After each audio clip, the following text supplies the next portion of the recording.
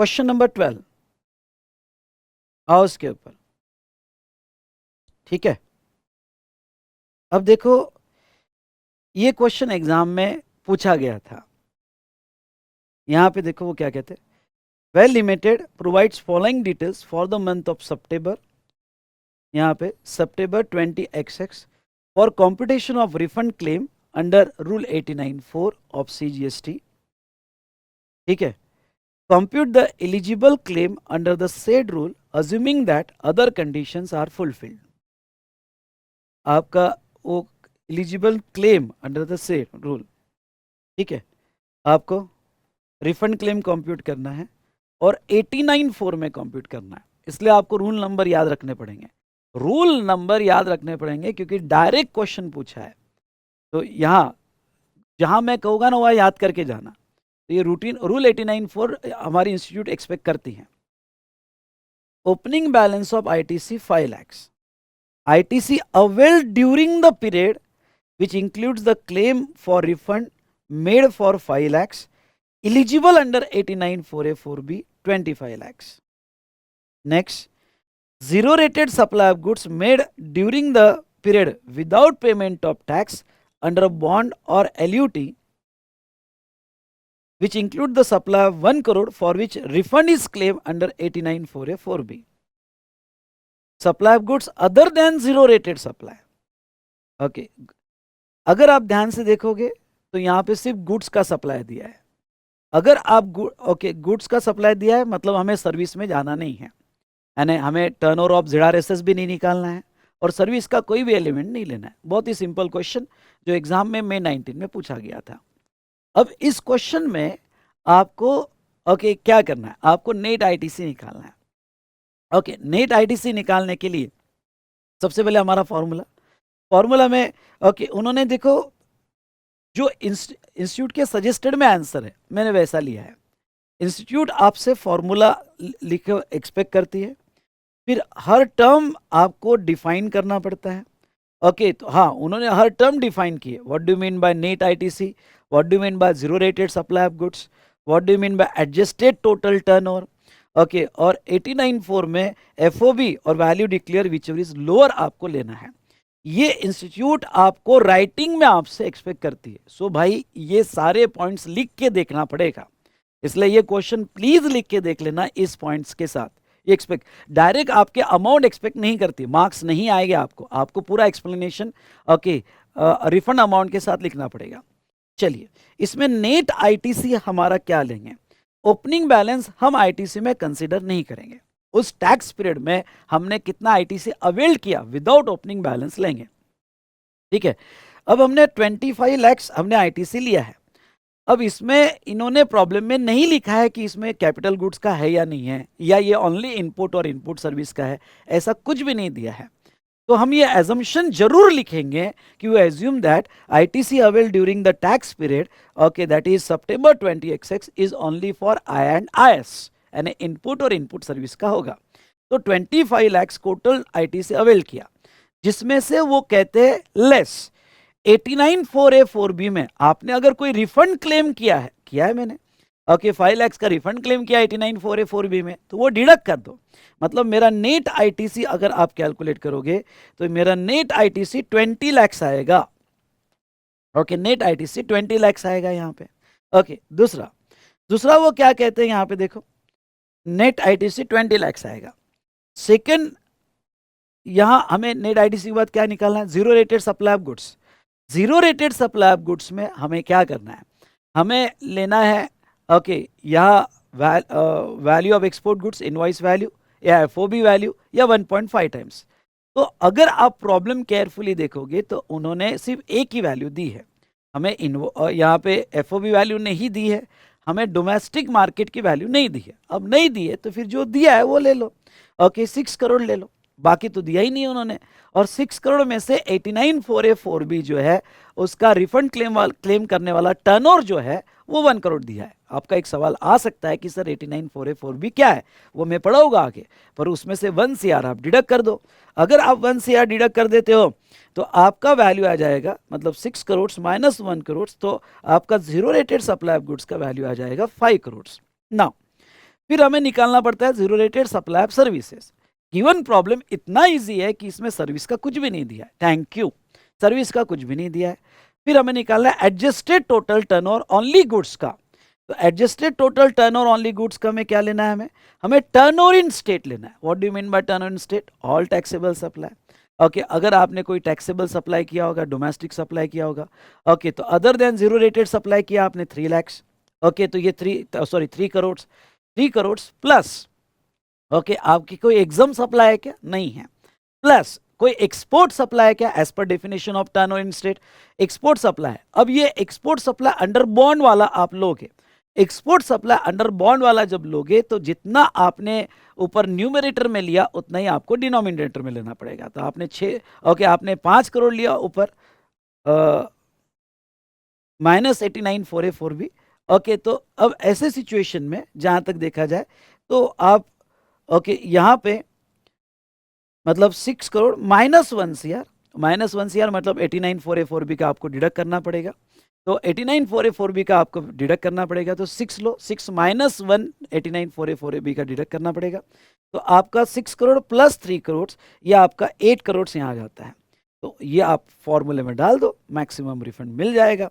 Okay, it assume that value declared in shipping bill and tax invoice are same. दूसरा, since value of like goods domestically supply is absent in question, it is assume that actual value of goods exported is lower than like of goods domestic. ये 2 assumptions जरूर लिखिएगा और ये question लिखकर देखिएगा। Easy लगा? Easy लगा होगा एग्जाम का क्वेश्चन, तो इजेड टाइप करना। ओके, इजेड टाइप करना। Done done done done, yes और नो?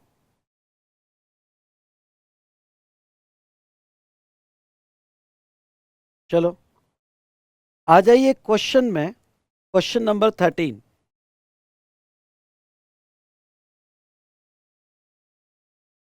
ओके, आ जाइए क्वेश्चन नंबर 13।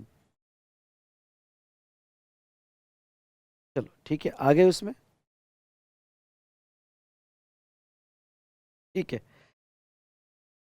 चलो, आपको मेरे साथ इन्वॉल्व रहना है ये क्वेश्चन सॉल्व करते वक्त, ठीक है? अच्छे से पढ़ो, अच्छे से पढ़ो, ठीक है? Sinotex private limited manufacture taxable goods क्यों? वो टैक्सेबल गुड्स बनाते क्यों? एग्जाम गुड्स बनाते एस, दोनों गुड्स बना रहे, taxable and exempt. Product S is sold in international market.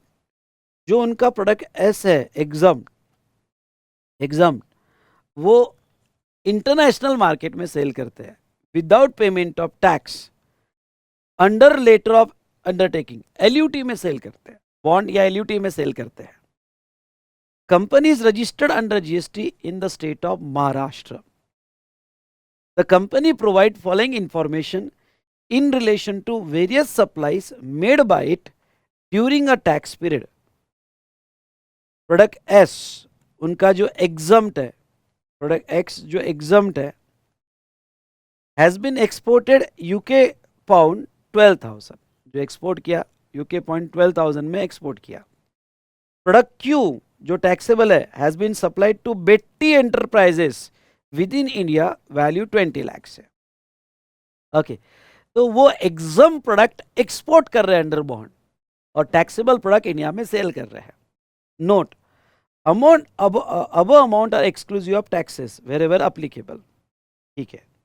The company provides following information in relation to tax paid on inward supplies received during the said tax period, ठीक है? GST पे किया inputs पे 5 lakh, capital goods पे 2,40,000 और input service पे 2 lakh GST पे किया गया, ठीक है? All above inputs, input service capital goods are use in manufacturing process. Done. Okay, following the additional information is also, okay, following additional information is also provided. Additional information कुछ दी गई है। Value of product S exported to UK, जो product S की value है जो UK को export किया in Indian rupees is 12 lakh. जो ऊपर पाउंड में दिया उसको उन्होंने रुपीस में भी दे दिया। जो एक्सपोर्ट हुआ है तो रुपीस हमारे लिए रिलेवेंट है पाउंड से ज्यादा, तो ₹12 lakhs। Value of shipping bill जो एक्सपोर्ट हुआ है उसका शिपिंग बिल वैल्यू भी दी है, इनवॉइस वैल्यू दी है 12 lakhs, शिपिंग बिल वैल्यू दी है 12,75,000। However, value of such product when supplied domestically by a company in similar quantity, अगर सेम क्वांटिटी में हम डोमेस्टिकली सप्लाई करें तो वैल्यू है 10 lakhs। वेरी गुड, वैल्यू यहाँ पे 10 लाख है। सेकेंड, पेट्टी एंटरप्राइजेस जिसको हमने टैक्सेबल गुड्स बेचा वो 100% यूयू है। ओहो, ऐसे बंदे को सप्लाई किया जो 100% यूयू है। It has claimed the ITC on goods supplied to it by Sinotex Private Limited। उसने ITC क्लेम किया है to it by Sinotex Private Limited, यानी यूयू ने रिफंड नहीं क्लेम किया, यूयू ने उसका ITC क्लेम किया हुआ है। देखते हैं आपको क्लिक हुआ कि नहीं हुआ। ठीक है, balance in electronic credit ledger of Sinotex Private Limited at the end of tax period for which refund claim is being filed after GSTR 3B। जब GSTR 3B फाइल किया उस दिन का बैलेंस 5,80,000 था। उस दिन का बैलेंस 5,80,000 था।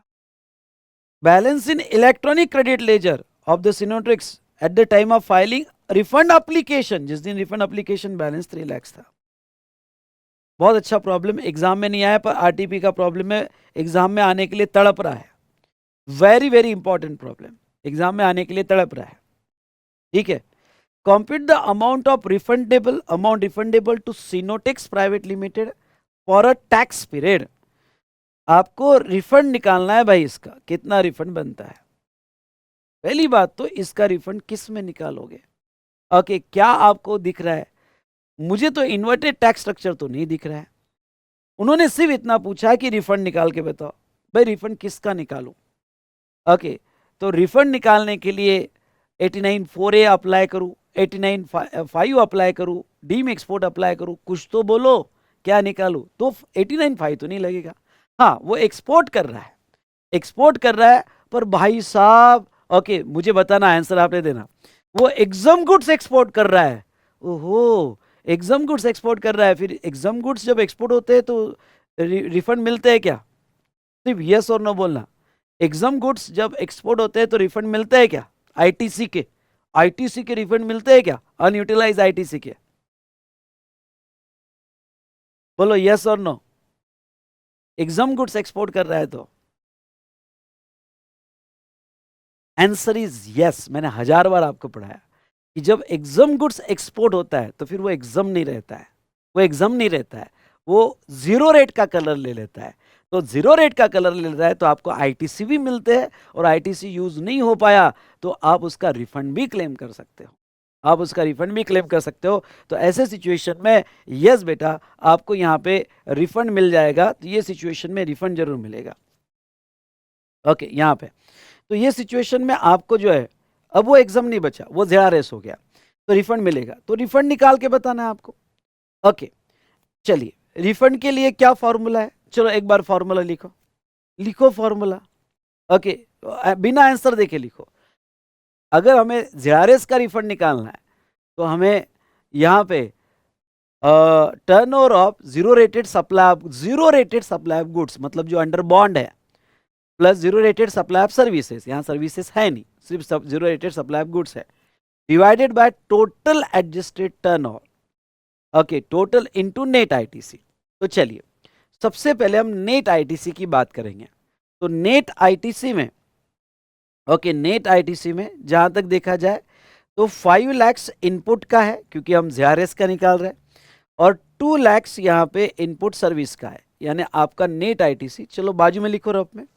अगर आप रफ में लिखते हो तो आपका नेट आईटीसी जो बेटा यहाँ पे आएगा, ओके, वो नेट आईटीसी कितना आएगा? 7 lakhs आएगा। यस और नो बोलिए फटाफट। ओके, यहाँ पे नेट आईटीसी आपका 7 lakhs आएगा। यस और नो? ठीक है, तो नेट आईटीसी 7 lakhs लिख लिया सभी ने। उसके बाद में क्या निकालना है हमें? उसके बाद में हमें निकालना है, हमें सिर्फ रिफंड निकाल के देना है। तो zero rated supply of goods, zero rated supply of goods का टर्नओवर हमें वैल्यू लेना है। Zero rated supply of goods की वैल्यू क्या लेनी है? तो zero rated supply of goods की वैल्यू लेनी है। चलो, क्या हमने क्या पढ़ा था? उसकी इनवॉइस वैल्यू इन रुपीज, तो उसकी invoice value in rupees 12 lakh दी है। नीचे देखो, एस की invoice value in rupees 12 lakh दी है। उसके बाद में दूसरा, okay, invoice value in rupees दिया। दूसरा शिपिंग बिल वैल्यू 1275 दी है, और डोमेस्टिक वैल्यू का 1.5 टाइम्स। ओके, डोमेस्टिक वैल्यू का 1.5 टाइम्स मतलब 15 लाख हुआ। तो ये तीनों में से विच एवर इज लोअर, तो विच एवर इज लोअर क्या आ रहा है तीनों में से? बोलो, विच एवर इज लोअर क्या आ रहा है तीनों में से? 12 लाख आ रहा है। ओके, तो 12 लाख लो, विच एवर इज लोअर, तो ये हो गया आपका fix 12 lakh. Okay, less 89,4A के सप्लाई। ओके, हाँ, एक सप्लाई 89,4A का, ओके सॉरी, कोई 89,4A को सप्लाई किया क्या? तो मैं आपको कह दूं कि बेट्टी एंटरप्राइजेस ईओयू को सप्लाई किया। 89,4A मतलब ईओयू को, आपने ईओयू को सप्लाई किया है, पर ओके मैं लेस नहीं करूंगा। क्यों लेस नहीं करूंगा मैं ये? क्योंकि ईओयू ने रिफंड क्लेम नहीं किया है, उसका आईटीसी लिया हुआ है। रिफंड क्लेम हो जाता तो मैं डिडक्ट करता, पर यहाँ कोई रिफंड ही क्लेम नहीं हुआ है। रिफंड क्लेम नहीं हुआ तो मुझे कोई भी लेस करने की जरूरत नहीं है।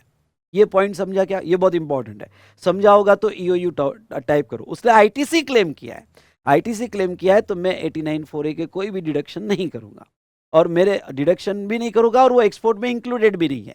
89,4A अगर एक्सपोर्ट में इंक्लूडेड होता तो डिडक्ट करता, पर वो एक्सपोर्ट में इंक्लूडेड भी नहीं है। ओके, ये वाला पॉइंट समझा क्या भाई साहब? ये इंस्टीट्यूट मानती है one of the toughest question है, पर आपको इजी जा रहा होगा तो ओके। दूसरा आपका सवाल होगा कि सर ये बताइए 1.5 टाइम्स का लॉजिक क्या है?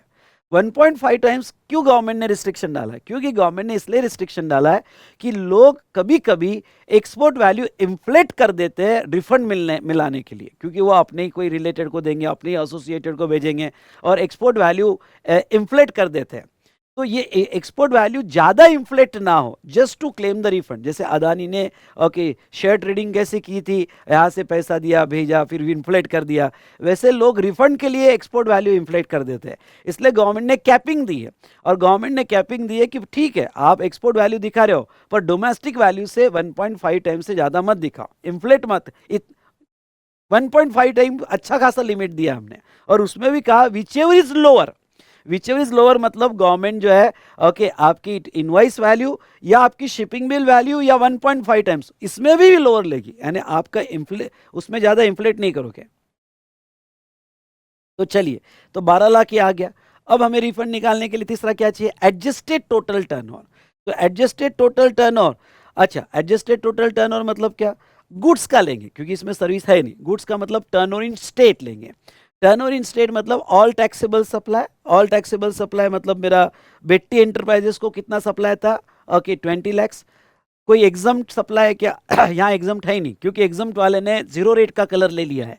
तो एग्जम्प्ट वाले ने जीरो रेट का कलर ले लिया तो कोई एग्जम्प्ट है ही नहीं।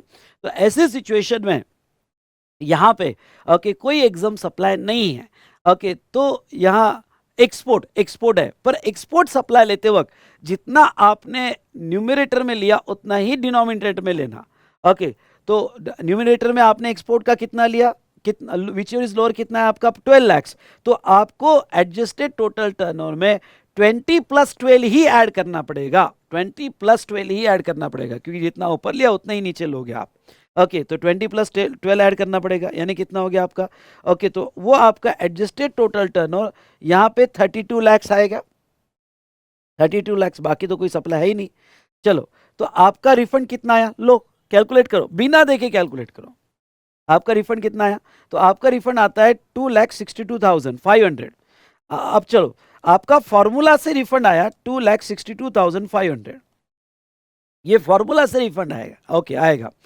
अब लॉ क्या कहता है? एक सर्कुलर कहता है कि जो फॉर्मूला से रिफंड आया और जिस दिन हमने जीएसटीआर 3B फाइल किया उस दिन का आईटीसी बैलेंस, और जिस दिन हमने एप्लीकेशन दिया उस दिन का आईटीसी बैलेंस, तो ये रिफंड ओके और ये बैलेंस, इन तीनों में से विच एवर इज लोअर, तो लोअर 262,500 ही है, तो आपको 262,500 ही मिलेगा।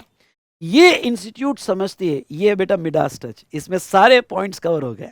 ओके, मैं क्वेश्चन फॉर्म में मिडास टच दिया आपको मैंने अभी यहाँ पे। ओके, इसमें सारे पॉइंट्स कवर हुए और इंस्टीट्यूट ये मानती है कि ये टफेस्ट क्वेश्चन है पर आपको इजी लगाना बेटा। तो मैंने बहुत मेहनत की है इसके लिए, नोट्स में भी सिंप्लीफाइड करने में मेहनत की है और आपको समझाने में मेहनत की है। आपने किसी के साथ भी कंपेयर कर लेना, आपको ये सबसे ईजी जाएगा, देख लेना, किसी के साथ भी कंपेयर करो आपको सबसे ईजी जाएगा। ओके, तो आप ओके 262 का ही क्लेम मिलेगा। लेकिन ओके भाई साहब, अब रहा सेकंड पॉइंट, कॉन्सेप्ट तो समझ गए, लेकिन सेकंड पॉइंट है ओके प्रेजेंटेशन। प्रेजेंटेशन के लिए आपको लिख के देखना पड़ेगा, इसलिए आपको ये होमवर्क है, ये राइटिंग प्रैक्टिस में आपको ये लिख के देखना पड़ेगा। That's all. ये समझा क्या? राइटिंग प्रैक्टिस में ये आपको लिख के देखना पड़ेगा। Okay done. तो यहां पे जहां तक देखा जाए 100% यू यहाँ पे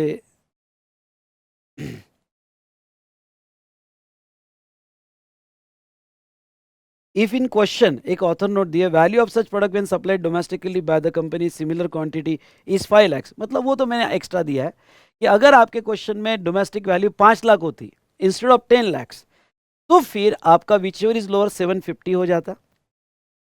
okay, which ever is lower 750 हो जाता। मतलब उन्होंने खुद ही दिया है, खुद ही दिया है कि अगर आपका ये ऑथर नोट है कि आप 10 लाख नहीं 5 लाख होते, 5 लाख होते तो 750 हो जाता और फिर 750 में आपका जीरो रेटेड सप्लाई जो है, value of zero rated supply under bond और एलयूटी,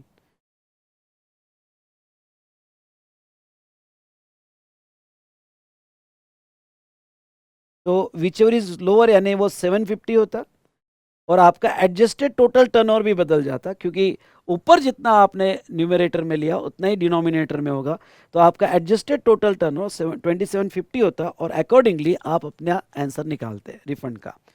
ठीक है, ये तो मैंने एडिशनल दिया है, ये आपको एग्जाम में नहीं देना है, ये आरटीपी में एडिशनल था। यानी क्वेश्चन ऐसा भी आ सकता है कि आपको डोमेस्टिक वैल्यू चेंज करके वो दे सकते हैं। ये समझा क्या बेटा आपको? ये समझा क्या?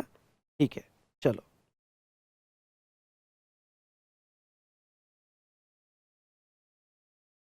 चलो नेक्स्ट आ जाओ आप क्वेश्चन नंबर 14 पे। क्वेश्चन नंबर 14 पे आना।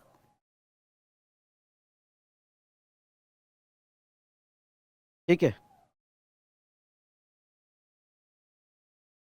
अब ये क्वेश्चन जो है, आपके जो भी डाउट्स को ये आ सकता है इससे रिलेटेड बाद में देखेंगे, पहले पहले जो जैसा दिया है सजेस्टेड आंसर में वैसा समझेंगे, फिर आपके जो डाउट्स है वो अलग वे से भी सॉल्व करेंगे। ठीक है, चलो यहाँ पे the following particulars are furnished by Delight exporter Karnataka which is duly registered under GST law. Duly registered under GST law.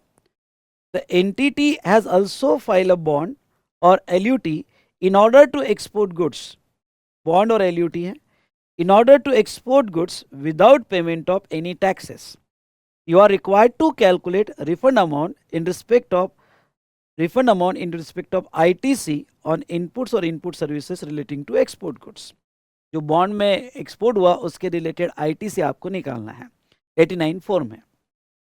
चलिए, turnover excluding supply of services, ऐसा टर्नओवर जिसमें सर्विसेज नहीं है, मतलब गुड्स का टर्नओवर है और आपको गुड्स का टर्नओवर दिया गया, आपको गुड्स का टर्नओवर दिया गया, but includes एग्जम supplies of 8 lakh and inward supplies of 2 lakh, जिसमें एग्जम सप्लाईज 8 लाख है और इनवर्ड सप्लाईज 2 लाख है। ऐसा 76 लाख का आपको टर्नओवर दिया गया। ठीक है, zero rated supply of goods under bond दिया गया और जो अंडर बॉन्ड है वो गुड्स का वो 12 लाख दिया गया। ठीक है, export services under bond 48 lakh दी गई, सर्विसेज भी दी गई 48 लाख की। Non zero rated supply of services, okay, non zero rated supply of services 10 lakh की दी गई। Payment receive towards zero rated supply which includes 12 lakhs against which services are yet to be supplied. Advance मिला okay, तो total payment हमें जो zero rated supply का मिला 48 लाख, जिसमें 12 लाख का एडवांस है। Advance received in the past against which zero rated supplies has been made in a current tax period, और वो है 14 लाख है। उसके बाद में turnover on which supplier has claim the refund under 89(4)(a) and 89(4)(b) goods and services 6 lakh हैं। उसके बाद में ITC on input and input services during the tax period including those under rule 89(4)(a)(4)(b) यानी टोटल ITC आपने 12 लाख लिया, जिसमें 89(4)(a)(4)(b) भी included है। ITC relating to 89(4)(a)(4)(b), okay, ये 2,40,000 है। ओके, ये 2,40,000 है। ओके, इसके बेस पर आपको 89(4)(a)(4)(b) का रिफंड कैलकुलेट करना है। 89(4)(a)(4)(b) का रिफंड कैलकुलेट करना है।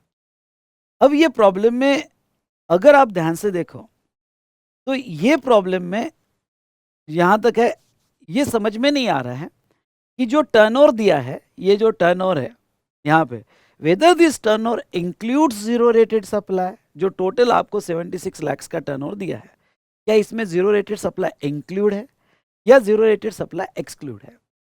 ओके, तो इसमें क्लियर नहीं दिया है कि ये नीचे दिए गए टर्नओवर जो है सर्विसेज गुड्स के जो टर्नओवर है, ओके, गुड्स के टर्नओवर में इंक्लूडेड है एक्सक्लूड है, ये नहीं दिया है। अब देखो यहाँ पे आपको ये भी मैं डिस्कस करता हूँ और आपको ये सॉल्व करके देखना है मेरे साथ। चलो चलो नोटबुक लो। ओके, आंसर मत देखना, आंसर मत देखना, नोटबुक लो, नोटबुक लो। पहले लिखो फॉर्मूला, फॉर्मूला लिखो, प्रैक्टिस करो, एक बार मेरे साथ प्रैक्टिस करो। पहले लिखो फॉर्मूला। लिया, लिखा आपने फॉर्मूला नोटबुक लेने के बाद? लिखा क्या?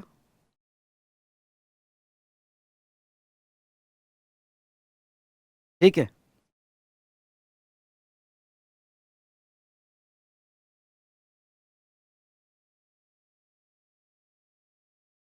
अब देखो आपको यहां पे इसमें फॉर्मूला लिख लिया सभी ने।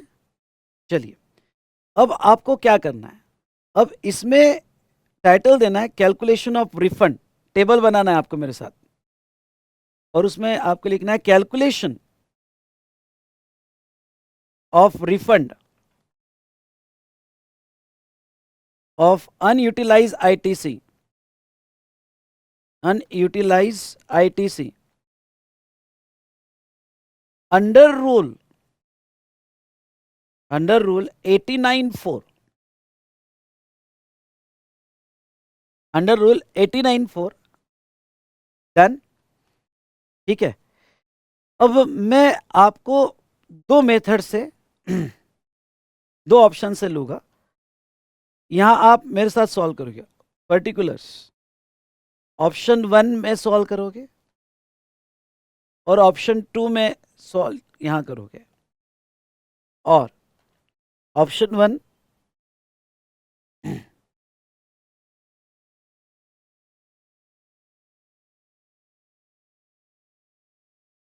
ओके, ऑप्शन 1 लिखो।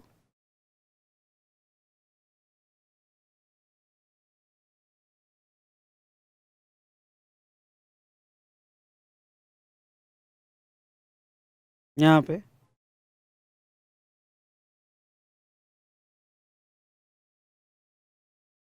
Turn over under 1, turn over under 1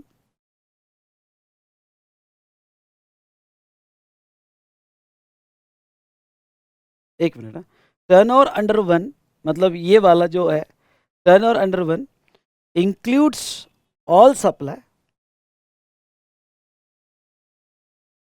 turn over under 1 includes all supplies and export turnover includes export turnover, and export turnover includes 89(4)(a) and 4(b), 89(4)(a) and 89,4B। ठीक है, मतलब आपके turnover में सारा turnover includes है और export turnover में 89,4A,4B का भी इंक्लूड्स है। Option 2, turnover under one, turnover under one excludes other supplies and export turnover excludes 89,4A and 4B। 89,4A,4B। Sir ये जो आप लिख रहे हो इसका मतलब क्या, बताता हूं। चलो, आपने इतना लिख लिया, अब स्टेप बाय स्टेप यहां पे निकालते हैं पहला, और सबसे पहले निकालते हैं नेट आईटीसी। ओके, सबसे पहले निकालते हैं नेट आईटीसी। अब नेट आईटीसी यहां पे कैसे निकलेगा? नेट आईटीसी, टोटल आईटीसी आपने 12 लाख का लिया। सुनना, टोटल आईटीसी आपने 12 लाख का लिया, जिसमें उन्होंने खुद ही कह दिया कि आईटीसी में 89,4A,4B का भी आईटीसी इंक्लूड है, जिसका रिफंड क्लेम किया है, जिसका रिफंड क्लेम किया है। Okay, ITC relating to 89,4A,4B जिसका आईटीसी, जिसका रिफंड क्लेम किया है, रिफंड क्लेम यहां पे, तो आपका नेट आईटीसी दोनों ऑप्शन में सेम ही आएगा, मतलब 12 lakhs माइनस 2,40,000। चलो करो मेरे साथ, तो आपका नेट आईटीसी ये आया 9,60,000 और ये भी 9,60,000। Okay, 9,60,000, 9,60,000 done. ये समझा कि आपको पहले हमारे फॉर्मूला के हिसाब से जाएंगे। ओके, और नेट आईटीसी 9,60,000 दोनों ऑप्शन में आएंगे। अब हमें निकालना है zero rated supply of goods, turnover of zero rated supply of goods, supply of goods. अगर आप turnover of zero rated supply of goods, तो क्या बोला उन्होंने? उन्होंने बोला यहां पे कि जो इनवॉइस वैल्यू दिया गया है, या फिर आपको एफओबी वैल्यू दिया गया है, या 1.5 times of domestically supply value दिया गया है। हमें अगर प्रॉब्लम देखते हैं तो एफओबी नहीं दी है, प्रॉब्लम देखते हैं तो 1.5 टाइम्स भी नहीं दिया है, तो हम अज्यूम करेंगे कि जो वैल्यू दिया है under bond it is lower then FOB. ये अजम्पशन लेना पड़ेगा कि lower than FOB value and 1.5 times of domestically supplied value, ये हमें अजम्पशन लेना पड़ेगा। डन। तो अब लॉ क्या कहता है? अब हम ये अज्यूम करें कि ये zero rated supply of goods जो है अंडर बॉन्ड और एलयूटी, जो कितना दिया है 12 lakhs, इसमें अगर हम अज्यूम करें कि इसमें 89,4A,4B वाला भी इंक्लूडेड है, अगर हम ये अज्यूम करते हैं कि 89,4A,4B वाला जो गुड्स है, और ये गुड्स में ये जो 6 lakhs है ये इसमें इंक्लूडेड है 12 lakhs में, तो फिर डिडक्ट करना पड़ेगा। और अगर ये हम अज्यूम करें कि यहाँ पे ओके ये एक्सक्लूड है, तो फिर आपको वो डिडक्ट करने की जरूरत नहीं, क्योंकि वो अलग से दिया है। इसलिए अगर आप देखोगे तो यहाँ पे, अगर यहाँ आंसर क्या आएगा? अगर हम उसको इंक्लूड माने तो, अगर इंक्लूड माने तो यहाँ पे आंसर आएगा 6 lakhs। 6 lakhs कैसे आया बेटा? तो 12 lakhs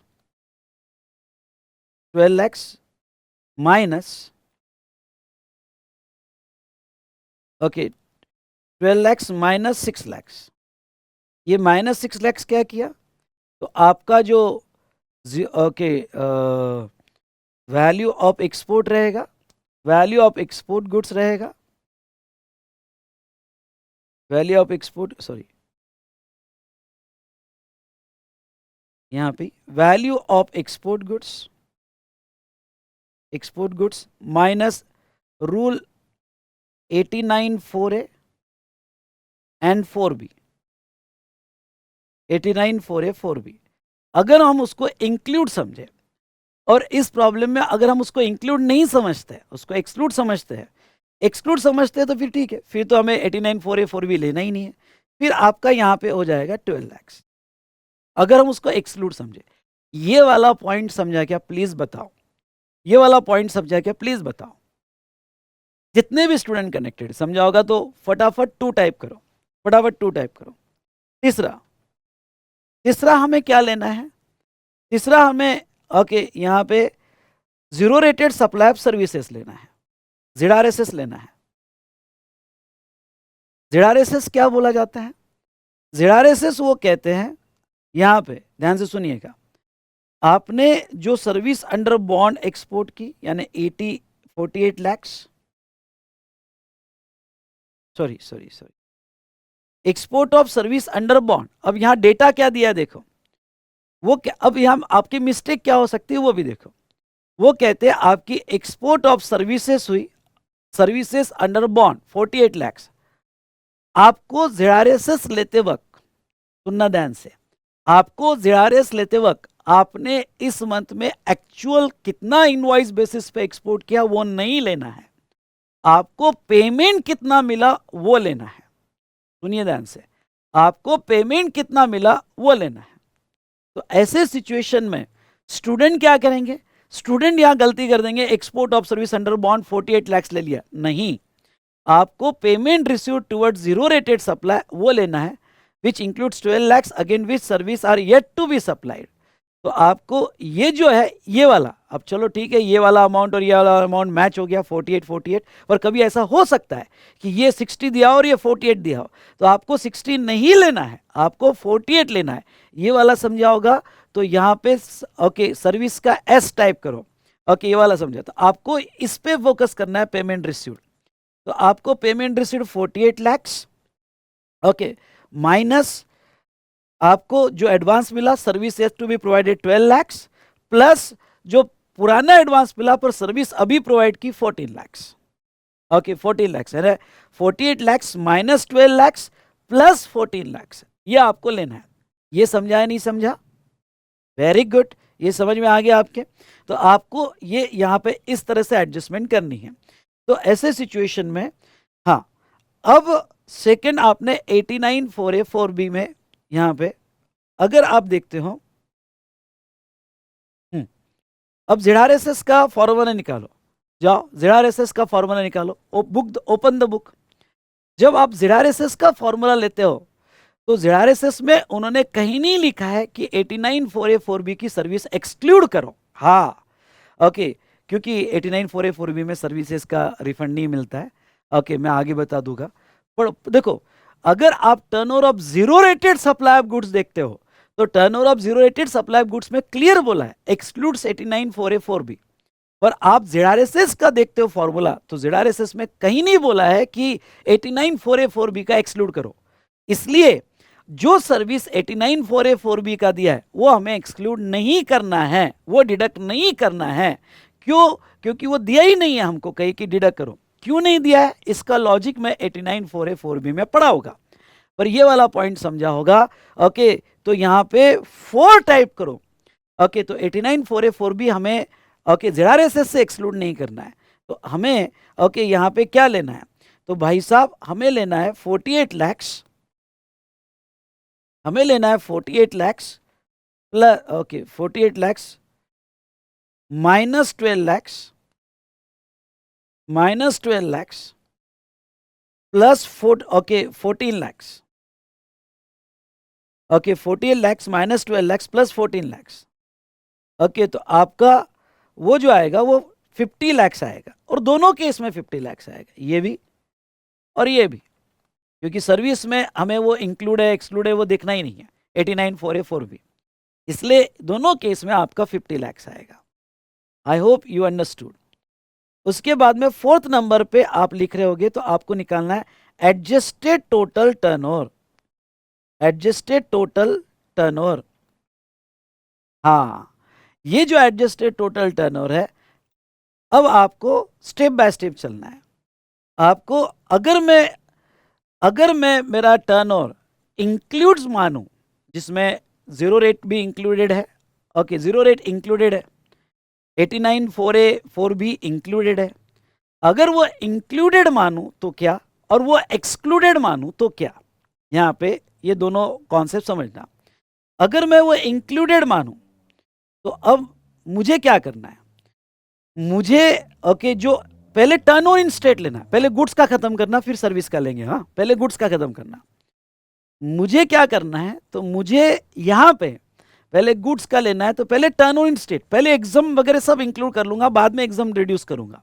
पहले टर्न ओवर इन स्टेट में all taxable supply plus exempt supply, मतलब 8 लाख भी लूंगा, लेकिन इनवर्ट सप्लाई का नहीं लूंगा, क्योंकि टर्न ओवर इन स्टेट में inward supply under reverse charge नहीं आता है। मतलब 76 माइनस 2 लाख करूंगा, यानी मैं क्या करूंगा, 76 लाख, 76 सॉरी, यहां पे पहले पहले समझ लो फिर लिखना, 76 लाख माइनस 2 लाख, क्योंकि वो इनवर्ट सप्लाई का है, तो ये मेरा ऑल टैक्सेबल सप्लाई है, प्लस देखो all taxable supply plus exempt supply 8,76 lakh में है, प्लस आपका एक्सपोर्ट सप्लाई, आपका एक्सपोर्ट सप्लाई जितना आपने एलयूटी वाला न्यूमरेटर में लिया, एलयूटी वाला जो न्यूमरेटर में लिया उतना ही डिनोमिनेटर में लोगे। तो आपने कितना लिया बेटा एलयूटी वाला, आपने एलयूटी वाला ऊपर जो लिया है, ओके, अब ऊपर जो लिया है वो 12 लाख लिया है, और वो नेट आया 6 लाख। 89,484 आपको टोटल में से भी डिडक्ट करना है, टोटल एडजस्टेड टर्नओवर में से भी 89,484 डिडक्ट करना है। इसलिए देखो यहां पे थोड़ा समझना, आप यहां पे वो जो ऊपर लिया वाला जो मैं कहता हूं ना, वो ऊपर लिया मतलब FOB invoice value of 1.5 times which is lower, वो लिया है। 89,484 के डिडक्ट करने के बाद वाला नहीं, जो 3 थे वो वाला, ओके, क्योंकि 89,484 भी यहां पे भी डिडक्ट होगा, इसलिए वो डिडक्ट वाला मत, डिडक्ट करके मत लेना। जो आपने ऊपर बेस लिया था एफओबी इनवॉइस या 1.5 टाइम्स, वो तो मैं यहां 12 लूंगा, तो यहां पे ओके, अब मैं ये मान रहा हूं कि 76 इंक्लूड्स दैट आल्सो। अब 76 इंक्लूड दैट आल्सो अगर ये मान रहा हूं, तो फिर मैं यहां पे ओके 76 इंक्लूड दैट आल्सो, तो ये केस में मैं फिर वो अलग से ऐड नहीं करूंगा, क्योंकि 76 मैं ऊपर या एज्यूम करके चल रहा हूं, तो वो अलग से ऐड नहीं करूंगा। तो अगर आप देखोगे तो फिर मैं जीरो रेट छोड़ दूंगा। ओके, उसके बाद में ये जो सप्लाई था उन्होंने कहा था ये जो 76 है ये सिर्फ गुड्स का है अदर देन सर्विस, तो फिर सर्विस का मुझे ऐड करना पड़ेगा टोटल टर्नओवर में। गुड्स का हो गया, गुड्स का हो गया, जिसमें जीरो रेटेड सप्लाई इंक्लूडेड है, सब इंक्लूडेड है, गुड्स का हो गया। अब हम बात करेंगे सर्विस। सर्विस का क्या कहना है, सर्विस का supply okay zero rated supply as per definition. जब आप एडजस्टेड टोटल टर्नओवर में लोगे तो आप जीरो रेटेड और नॉन जीरो रेटेड दोनों लोगे। जीरो रेटेड सप्लाई जो है वो zero rated supply as per okay definition जो निकाला, तो एज पर डेफिनेशन कितना निकाला आपने, ओके, तो एज पर डेफिनेशन आपने वो 50 लाख निकाला, एज पर डेफिनेशन 50 लाख निकाला जो ऊपर जीरो रेटेड है, plus non zero rated. Non zero rated मतलब डोमेस्टिक सप्लाई ऑफ सर्विसेज कितना दिया, 10 लाख, तो आपको ये 10 लाख भी ऐड करना पड़ेगा, तो प्लस 10 लाख ये ऐड हो गया, ओके, तो प्लस 10 लाख ये ऐड हो गया, तो 50 प्लस 10 ये ऐड हो गया, लेस ओके माइनस, माइनस आपको क्या करना है, तो माइनस आपको ओके अब वो देखो माइनस, अगर कोई एग्जाम सप्लाई होगा तो वो एग्जाम सप्लाई माइनस करना है, तो हाँ ये 8 लाख क्योंकि मैंने टोटल ले लिया था, तो माइनस ये एग्जाम सप्लाई जो जीरो रेटेड नहीं है, तो माइनस में 8 लाख करूंगा, माइनस में 8 लाख करूंगा, ओके, और क्या माइनस करूंगा, तो 89,484 का माइनस करूंगा। तो 89,484 का आप जब माइनस करोगे तो यहां पे दोनों माइनस करोगे, ओके, टोटल लेते वक्त दोनों जैसा फॉर्मूला स्ट्रिक्टली वैसे जाना, ओके। तो ZRSS में नहीं बोला है 89,484 भी माइनस करो, इसलिए हमने उसमें से नहीं किया, बट टोटल एडजस्टेड टर्नओवर में बोला है कि आप जितना भी 89,484 का है वो गुड्स का हो या सर्विस का हो, आपको 89,484 का माइनस करना है, तो आपको यहाँ पे ओके वो माइनस करना है, यानी 8 लाख प्लस 12 लाख ये माइनस करना है। ये वाला पॉइंट समझा क्या, प्लीज बताओ, फॉर्मूला से जाना। 89,484 ZRS में कहीं पे फॉर्मूला में नहीं लिखा है कि माइनस करो, इसलिए मैंने माइनस नहीं किया, इसलिए मैंने माइनस नहीं किया ZRSS से, पर एडजस्टेड टोटल टर्नओवर में नीचे क्लियर लिखा है excludes exam supplies, excludes 89,484 supply. 89,484 supply goods का प्लस सर्विस का दोनों में माइनस करूंगा, दोनों में माइनस करूंगा। अगर आपको एडजस्टेड टोटल टर्नओवर ऑप्शन 1 में समझा होगा तो ओके, यहाँ पे प्लीज ए टाइप करो, प्लीज ए टाइप करो। तो आपका अमाउंट जो आएगा वो अमाउंट जो है यहाँ पे कितना अमाउंट आया आपका, तो आपका अमाउंट यहाँ पे वो कुछ 1,14,00,000 के आसपास आएगा, 1,14,00,000 के आसपास आएगा।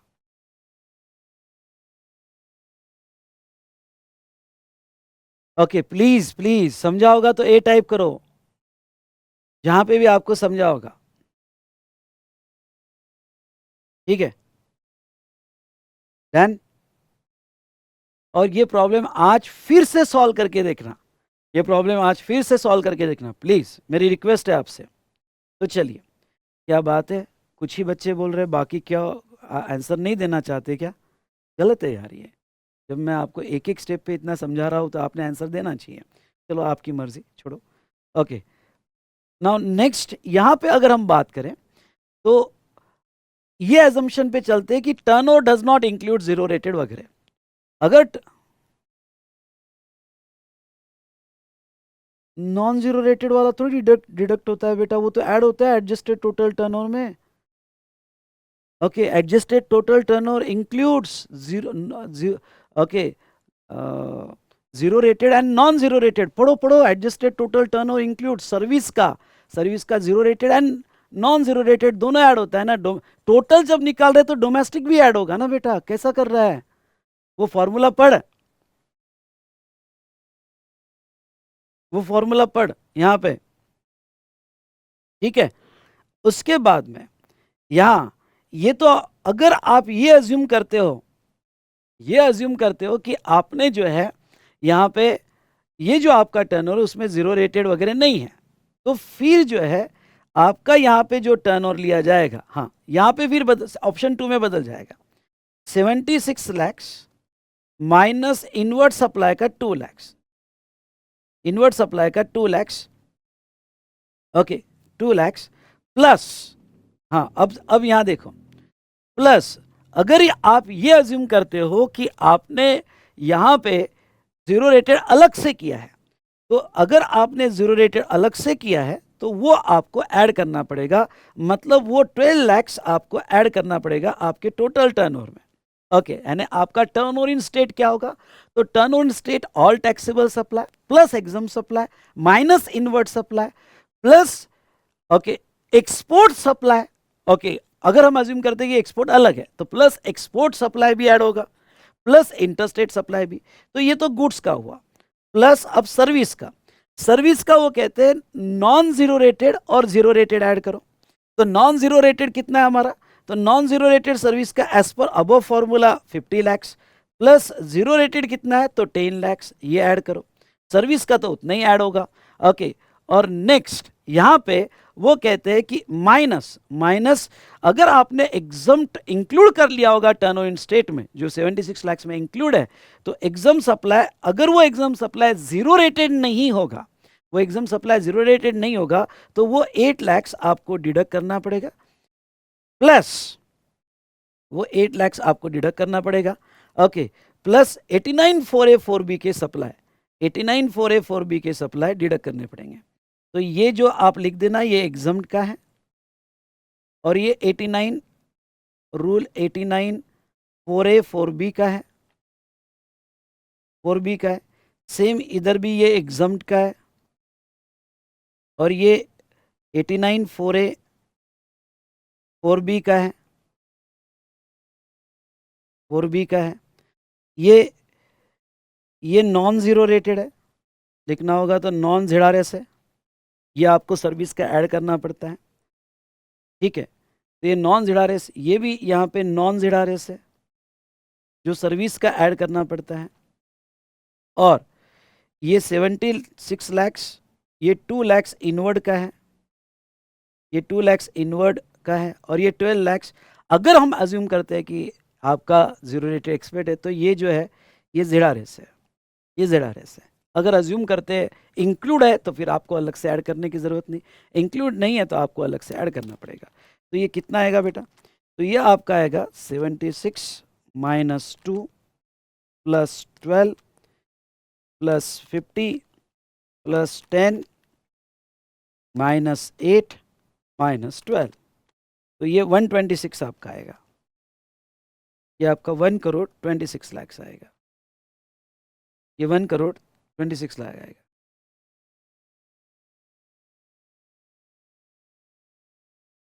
अरे कैसे यार, तेरा मैथमेटिक्स गलत है क्या? माइनस इसकी टोटल कर रहे हैं ना भाई, तो ये 12 लाख टोटल में से माइनस ही होगा ना। अरे बाप रे, ये तो मैथ्स में ही गड़बड़ है। ये प्लस कहाँ कर रहा हो, ये टोटल करके माइनस कर रहा हूं। ये माइनस की साइन दिख रहा है? गड़बड़ी है यार, मैथमेटिक्स नहीं पढ़ा कभी। तो नाउ 5, तो अब यहाँ पे रिफंड निकालो। चलो अब आ गया सभी, रिफंड निकालो। ओके रिफंड निकालो, आ गया सब। रिफंड अमाउंट निकालो, लो कैलकुलेटर। पहला रिफंड अमाउंट आएगा आपका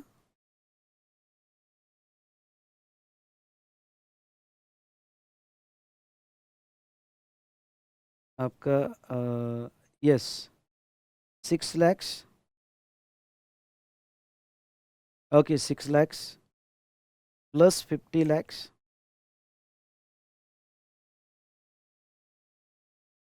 divided by 1,14 lakhs into net ITC 9,60,000। ये निकाल लो, ये निकाल लो पहले का। दूसरे का आएगा 12 lakhs, 12 lakhs plus 50 lakhs divided by 1,26 lakhs into 9,60,000। निकालो दोनों का रिफंड कितना आ रहा है। हाँ, मैंने आपको दोनों ऑप्शन में सॉल्व करके बताया और इसके दोनों ऑप्शन में पॉइंट्स बताए, और एग्जाम में आपको कोई एक ऑप्शन में सॉल्व करना है। नीचे लिखो, in exam we have to use any one option. हमें कोई एक ऑप्शन लेके सॉल्व करना है, प्लीज समझिएगा, एक ऑप्शन लेके सॉल्व करना है।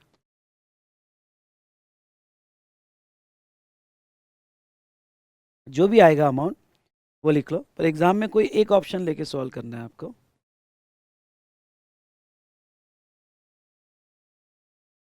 ये अगर आपको 70% भी समझ में आया होगा या समझ में आ गया, सिर्फ कॉन्फिडेंस आपको ऐसा फील आ रहा होगा कि मैं लिख के देखूं, तो थोड़ा कॉन्फिडेंस भी आ जाएगा। कॉन्सेप्ट को रिवाइज करके लिखो। One of the most difficult question जो अभी तक एग्जाम में पूछा गया। ओके अगर ये आपको समझाना बॉस, मतलब कॉन्सेप्ट क्लियर है, इससे टफ नहीं आ सकता। हाँ थोड़ा प्रैक्टिस करना पड़ेगा, वो बात अलग है, पर इससे टफ नहीं आ सकता। ठीक है, तो चलिए ये क्वेश्चन हमने यहाँ पे देखा। आई होप अब जितना हमने सॉल्व करना चाहिए था उतना तो हमने कर ही लिया भाई यहाँ पे। ओके उतना तो हमने कर ही लिया। चलो डन। अब आ जाओ बेटा आप क्वेश्चनर में, और क्वेश्चनर में आ जाओ क्वेश्चन नंबर 15 पे। क्वेश्चनर में क्वेश्चन नंबर 15 पे आ जाओ। ठीक है, क्वेश्चनर में क्वेश्चन नंबर 15 पे आओ। ठीक है, ये क्वेश्चन देखो, ये CA फाइनल में 2 बार पूछा हुआ क्वेश्चन है। ठीक है, इन्वर्टेड टैक्स स्ट्रक्चर पे Evering manufacturer LLP, a registered supplier under GST, is engaged in manufacturing of Ayurvedic cosmetic product within the state of Gujarat. It provides the following information for the month of January 20XX. Particulars for the month of January 20XX. Outward supply of skin care product. Outward supply of skin care product 2.5%, 2.5% CGST SGST. Value of supply excluding GST 50 lakhs दिया है। Outward supply of skin care product, और उसके पहले एक skin care product 5% का है, दूसरा skin care product जो है ये 1 है और ये 2 है, वो भी स्किन केयर प्रोडक्ट है पर वो 6% वाला है जिसकी वैल्यू 50,000 है। Inward supply of inputs for skin care product 6% से है। ओके अच्छा, इनवर्ट सप्लाई 6 से है और एक आउटवर्ड सप्लाई 2.5 से है। आईडीएस का स्ट्रक्चर आ रहा है, आईडीएस का स्ट्रक्चर आ रहा है क्योंकि उसके दो आउटवर्ड सप्लाई में से एक आउटवर्ड सप्लाई 2.5% से चल रहा है जबकि इनपुट 6% से आ रहे हैं। इनपुट सर्विस भी दिया है, मेरे कोई काम का, हाँ काम का है फॉर्मूले में। ओके नेट आईटीसी में काम का नहीं है पर फॉर्मूले में जो सेकंड वाला पार्ट है उसके लिए इनपुट सर्विस काम पड़ता है। और inward supply of capital goods ये तो बिल्कुल काम का नहीं है। ओके रिफंड के लिए वैसे आईटीसी मिलता है पर रिफंड के लिए काम का नहीं है। Other information ITC in respect of all types of inward supply as given above are claimed in relevant GST R3B and reflected in 2B। हमने ITC ले लिए है, ठीक है। Second, all conditions for claiming refund are duly complied with। No refund was claimed for the month of January 20XX। बाकी कोई दूसरा refund claim नहीं किया है। You are requested to compute maximum refund amount eligible for inverted duty structure। Working note should form a part of your answer. Working note आपके answer का part बनेगी। ये मैं अभी तो एक्सप्लेन कर रहा हूं पर आपके लिए मैंडेटरी होमवर्क है। मैंडेटरी आप समझ सकते हो तो आपका फायदा होगा। आपको ये लिख कर देखना है, मैंडेटरी होमवर्क है, राइटिंग प्रैक्टिस में आपको करना है। ओके पर मैं डिस्कस जरूर करूंगा आपके साथ, ठीक है। अब देखो यहाँ पे सबसे पहले आपको फॉर्मूला लिख लेना है। ओके ये फॉर्मूला लिखना है।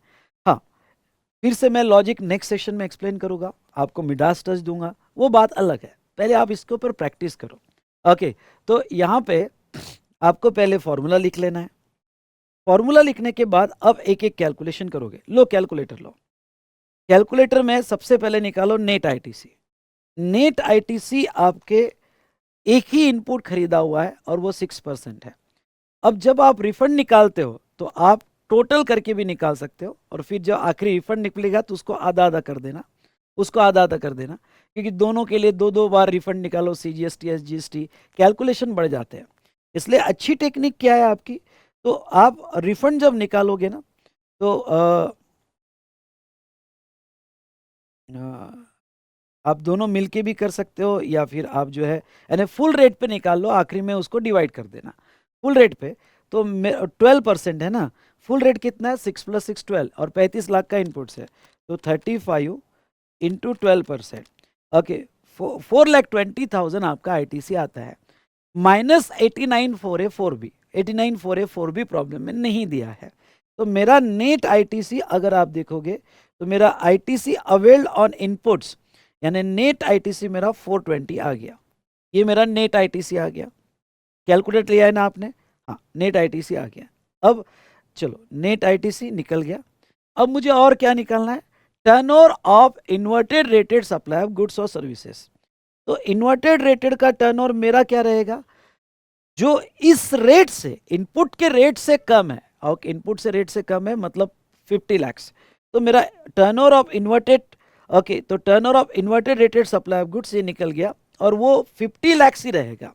ओके दूसरा वाला नहीं रहेगा, दूसरा वाला तो इक्वल रेट है। जो जिसके रेट कम है वो इन्वर्टेड का टर्नओवर बोला जाएगा, जिसके रेट इक्वल है वो नहीं बोला जाएगा। ओके ये वाला पॉइंट समझा क्या, ओके तो वो लिया जाएगा। चलो ये भी निकल गया मेरा टर्नओवर और ये मेरा निकल गया 50 लाख।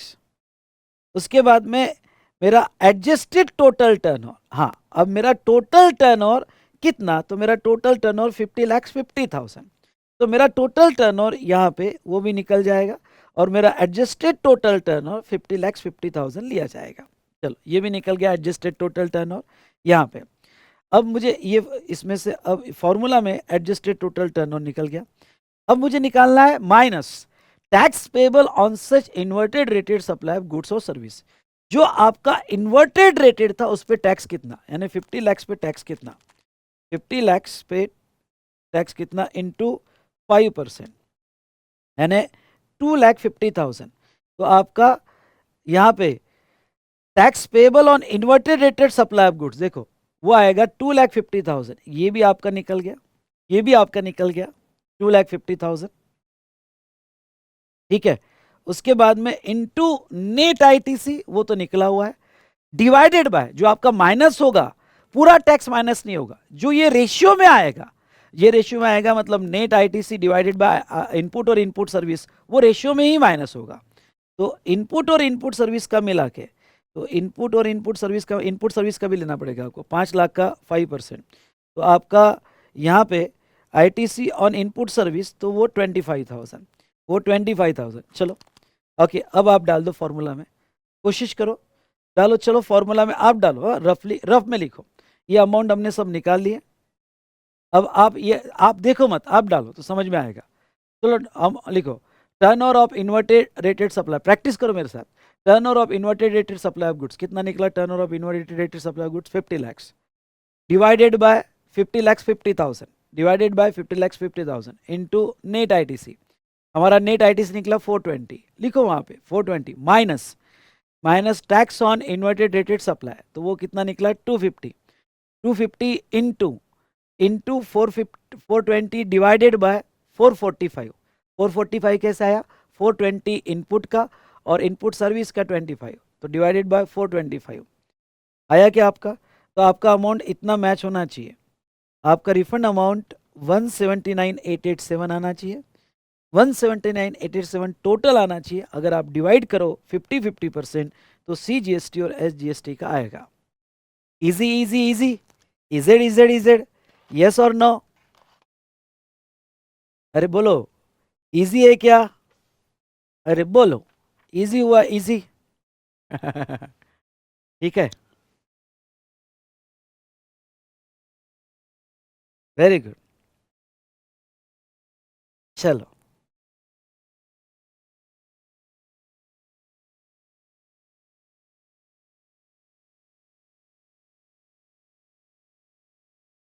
अब आ जाओ क्वेश्चन नंबर 16 पे। ओके, क्वेश्चन नंबर 16 पे डन।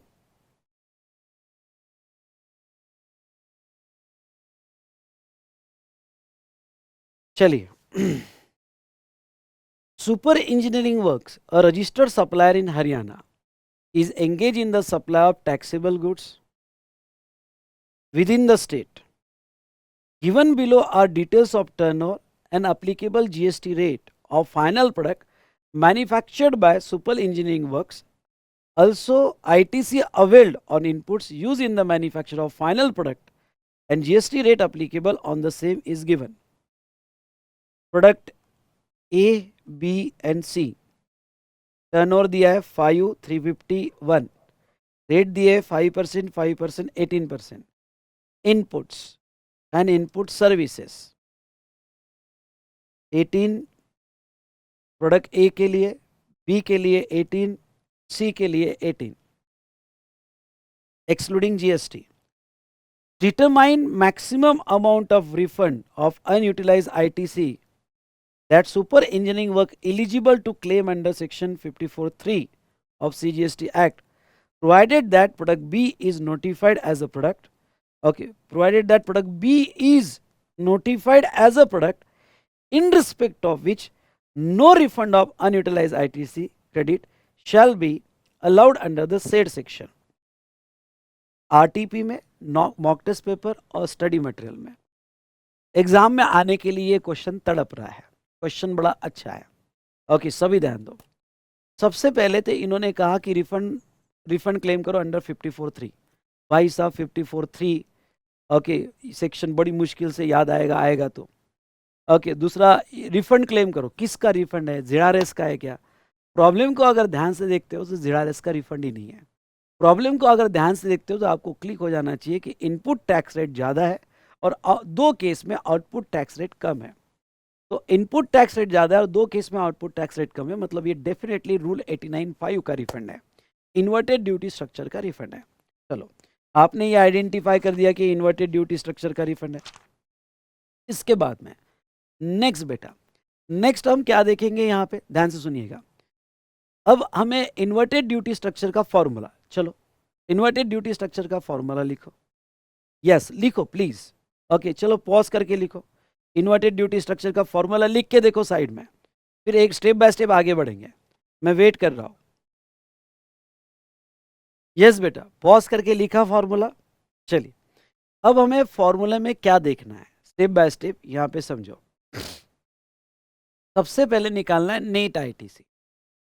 नेट आईटीसी में हमें जो लेना है वो सिर्फ इनपुट्स लेना है, और वो इनपुट्स सुनना ध्यान से, हमें सबसे पहले यहाँ पे नेट आईटीसी निकालना है, और नेट आईटीसी में हमें वो इनपुट लेना है ओके जो यहाँ पे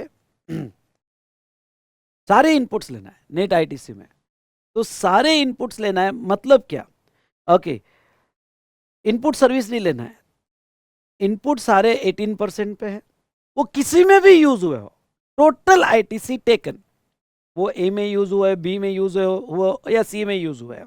यहाँ पॉइंट समझना, आपको what ever the ITC taken on input in tax period irrespective of कि वो ए में यूज हुए, बी में हुए, सी में यूज हुए, तो आपका जो नेट आईटीसी रहेगा, ये बहुत इंपॉर्टेंट है, ये इसकी टोटल होगी।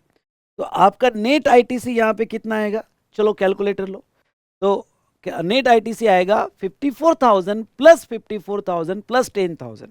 अगर आप रूल 89.5 पढ़ोगे तो रूल 89.5 में कहा गया कि ओके सारे इनपुट्स जो एलिजिबल फॉर आईटीसी है, सबका इनपुट का आईटीसी आपको लेना है, लेकिन सिर्फ इनपुट्स का लेना है, इनपुट सर्विस का आपको नहीं लेना है। तो मैंने इनपुट्स का ले लिया, ओके तो टोटल नेट आईटीसी कितना आया मेरा, तो 1,18,000 नेट आईटीसी आया। अब फॉर्मूला में कहा है कि turnover of inverted tax structure लो, turnover of inverted tax structure, तो मेरे दो प्रोडक्ट ऐसे हैं जो turnover of inverted tax structure है, ए और बी, क्योंकि इसके आउटपुट रेट मेरे इनपुट रेट से कम है, इसलिए मेरे पास turnover of input inverted tax structure जो है वो 5 + 3.5 ऐसा आएगा। लेकिन अगर रूल 89.5 पढ़ते हो तो 4 केसेस में अगर आपका प्रोडक्ट नोटिफाइड है, 4 केसेस में आपका प्रोडक्ट अगर नोटिफाइड है, तो वो 4 केसेस में आपको इन्वर्टेड टैक्स स्ट्रक्चर का प्रोपोर्शनेट रिफंड नहीं मिलेगा। एक था कंस्ट्रक्शन वाला, दूसरा आपको याद होगा तो ओके नीटेड फैब्रिक्स वगैरह, तीसरा लोकोमोटिव ओके रेलवे लोकोमोटिव, और चौथा ऑयल वगैरह, पाम ऑयल वगैरह। तो उन्होंने प्रॉब्लम में कहा है कि जो हमारा प्रोडक्ट बी है, ये बी ऐसे नोटिफाइड प्रोडक्ट में आता है। अगर प्रोडक्ट ये बी नोटिफाइड प्रोडक्ट में आता है तो मतलब क्या, मतलब इन्वर्टेड, मैं जब टर्नओवर ले रहा हूं, टर्नओवर किसका ले रहा हूं, इन्वर्टेड टैक्स स्ट्रक्चर का, तो इन्वर्टेड टैक्स स्ट्रक्चर के टर्नओवर में मैं बी नहीं लूंगा, मैं ए ही लूंगा, यानी मेरा इन्वर्टेड टैक्स स्ट्रक्चर का टर्नओवर 5 लाख रहेगा, बी नहीं आएगा। क्यों, क्योंकि वो नोटिफाइड में आता है। अब आपका एक सवाल आ सकता है, सर अगर बी नहीं आएगा तो क्या फिर उसका जो आईटीसी है इनपुट्स का, वो नेट आईटीसी में लेना क्या? यस, नेट आईटीसी में तो सारा लेना, नेट आईटीसी में सारा लेना, ओके यानी टोटल आईटीसी लेना है आपको, ओके वो नहीं बाइफरगेट करना है, ओके नेट आईटीसी में total ITC of the inputs लेना है। लेकिन जब आप turnover of inverted tax structure ले रहे हो तो वो बी नहीं आएगा, ओनली ए आएगा। यहां तक समझा क्या? यहां तक समझा होगा तो प्लीज फटाफट जितने स्टूडेंट कनेक्टेड है ए टाइप करो, बड़ा इंपॉर्टेंट क्वेश्चन डिस्कस करो आपके साथ, तो ए टाइप करो, डन। अब आपका ए ओके वो आ गया। फिर दूसरा वो क्या कहते हैं, ओके 5 लाख आपका वो आ गया। उसके बाद में वो आपको लेना है टोटल एडजस्टेड टर्नओवर। अब टोटल एडजस्टेड टर्नओवर तो टर्नओवर इन स्टेट लेना है। टर्नओवर इन स्टेट मतलब क्या लेना है? ऑल टैक्सेबल सप्लाई, ऑल, फिर वो नोटिफाइड हो या नॉन नोटिफाइड हो, तो ऑल टैक्सेबल सप्लाई मतलब आपका यहाँ पे एडजस्टेड टोटल टर्नओवर आएगा 5 + 3.5 + 1 यानी 9.5 आपका आएगा, ओके 9,50,000 आपका टोटल एडजस्टेड टर्नओवर आएगा। चलो डाल दो आप। हाँ देखो, जो नोटिफाइड है सिर्फ वो इन्वर्टेड में नहीं आएगा, बाकी उसके क्रेडिट भी आ जाएंगे, उसका टोटल में भी आ जाएगा, सिर्फ वो इन्वर्टेड के रेशियो में नहीं आएगा क्योंकि उसका प्रोपोर्शनेट आपको नहीं मिलता है आईटीसी, वो इन्वर्टेड के रेशियो में नहीं आएगा, इसलिए ओके चलो फॉर्मूला में डालो। अब नेक्स्ट है minus tax on inverted tax structure, मतलब 5% ऑफ 5 लाख। लेकिन पूरा हम डिडक्ट नहीं करेंगे, हम डिडक्ट इसको रेशियो में करेंगे। रेशियो में कैसे करेंगे? नेट आईटीसी, नेट आईटीसी आपका आया था 1,18,000 divided by I plus I S, total करो। ओके, तो आई प्लस आई एस का कितना आ रहा है total, divided by I plus I S, total करो, divided by I plus I S. Okay, वो टोटल आएगी आपकी इनपुट्स प्लस इनपुट सर्विस अगर आप करते हो,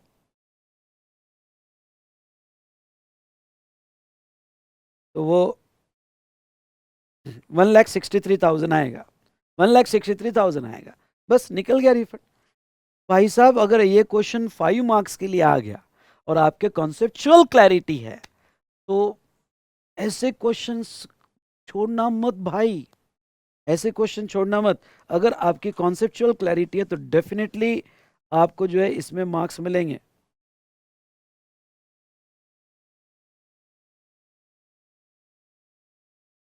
ठीक है, done done done done, very good, very good.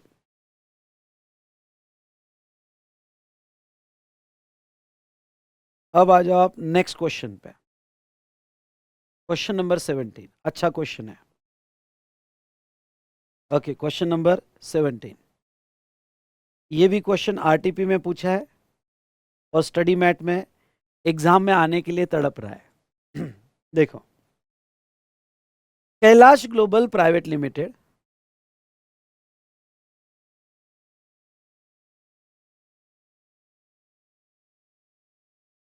Okay, Kailash global private limited supplies various goods in domestic and international markets.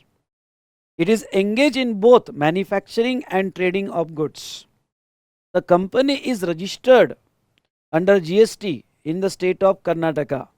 ठीक है, the company export the goods without payment of tax under letter of undertaking. Letter of undertaking में export करती है in accordance with the provision of section 16(3)(a) of the IGST Act. LUT में export भी करती है। Company has made the following supplies during a tax period. Export of product A to UK $10,000, assessable value under custom in Indian rupees, and that is 7 lakh. Export duties levied on product A at the time of export. Further, value of like goods domestically supplied by similarly placed supplier 6 lakhs. भाई साहब, सब दिया उसने, like goods की value दी, export value दी, आके rupees में दी। पर भाई साहब एक बात कह दूं, उन्होंने एक लाइन दे के सब गड़बड़ कर दी।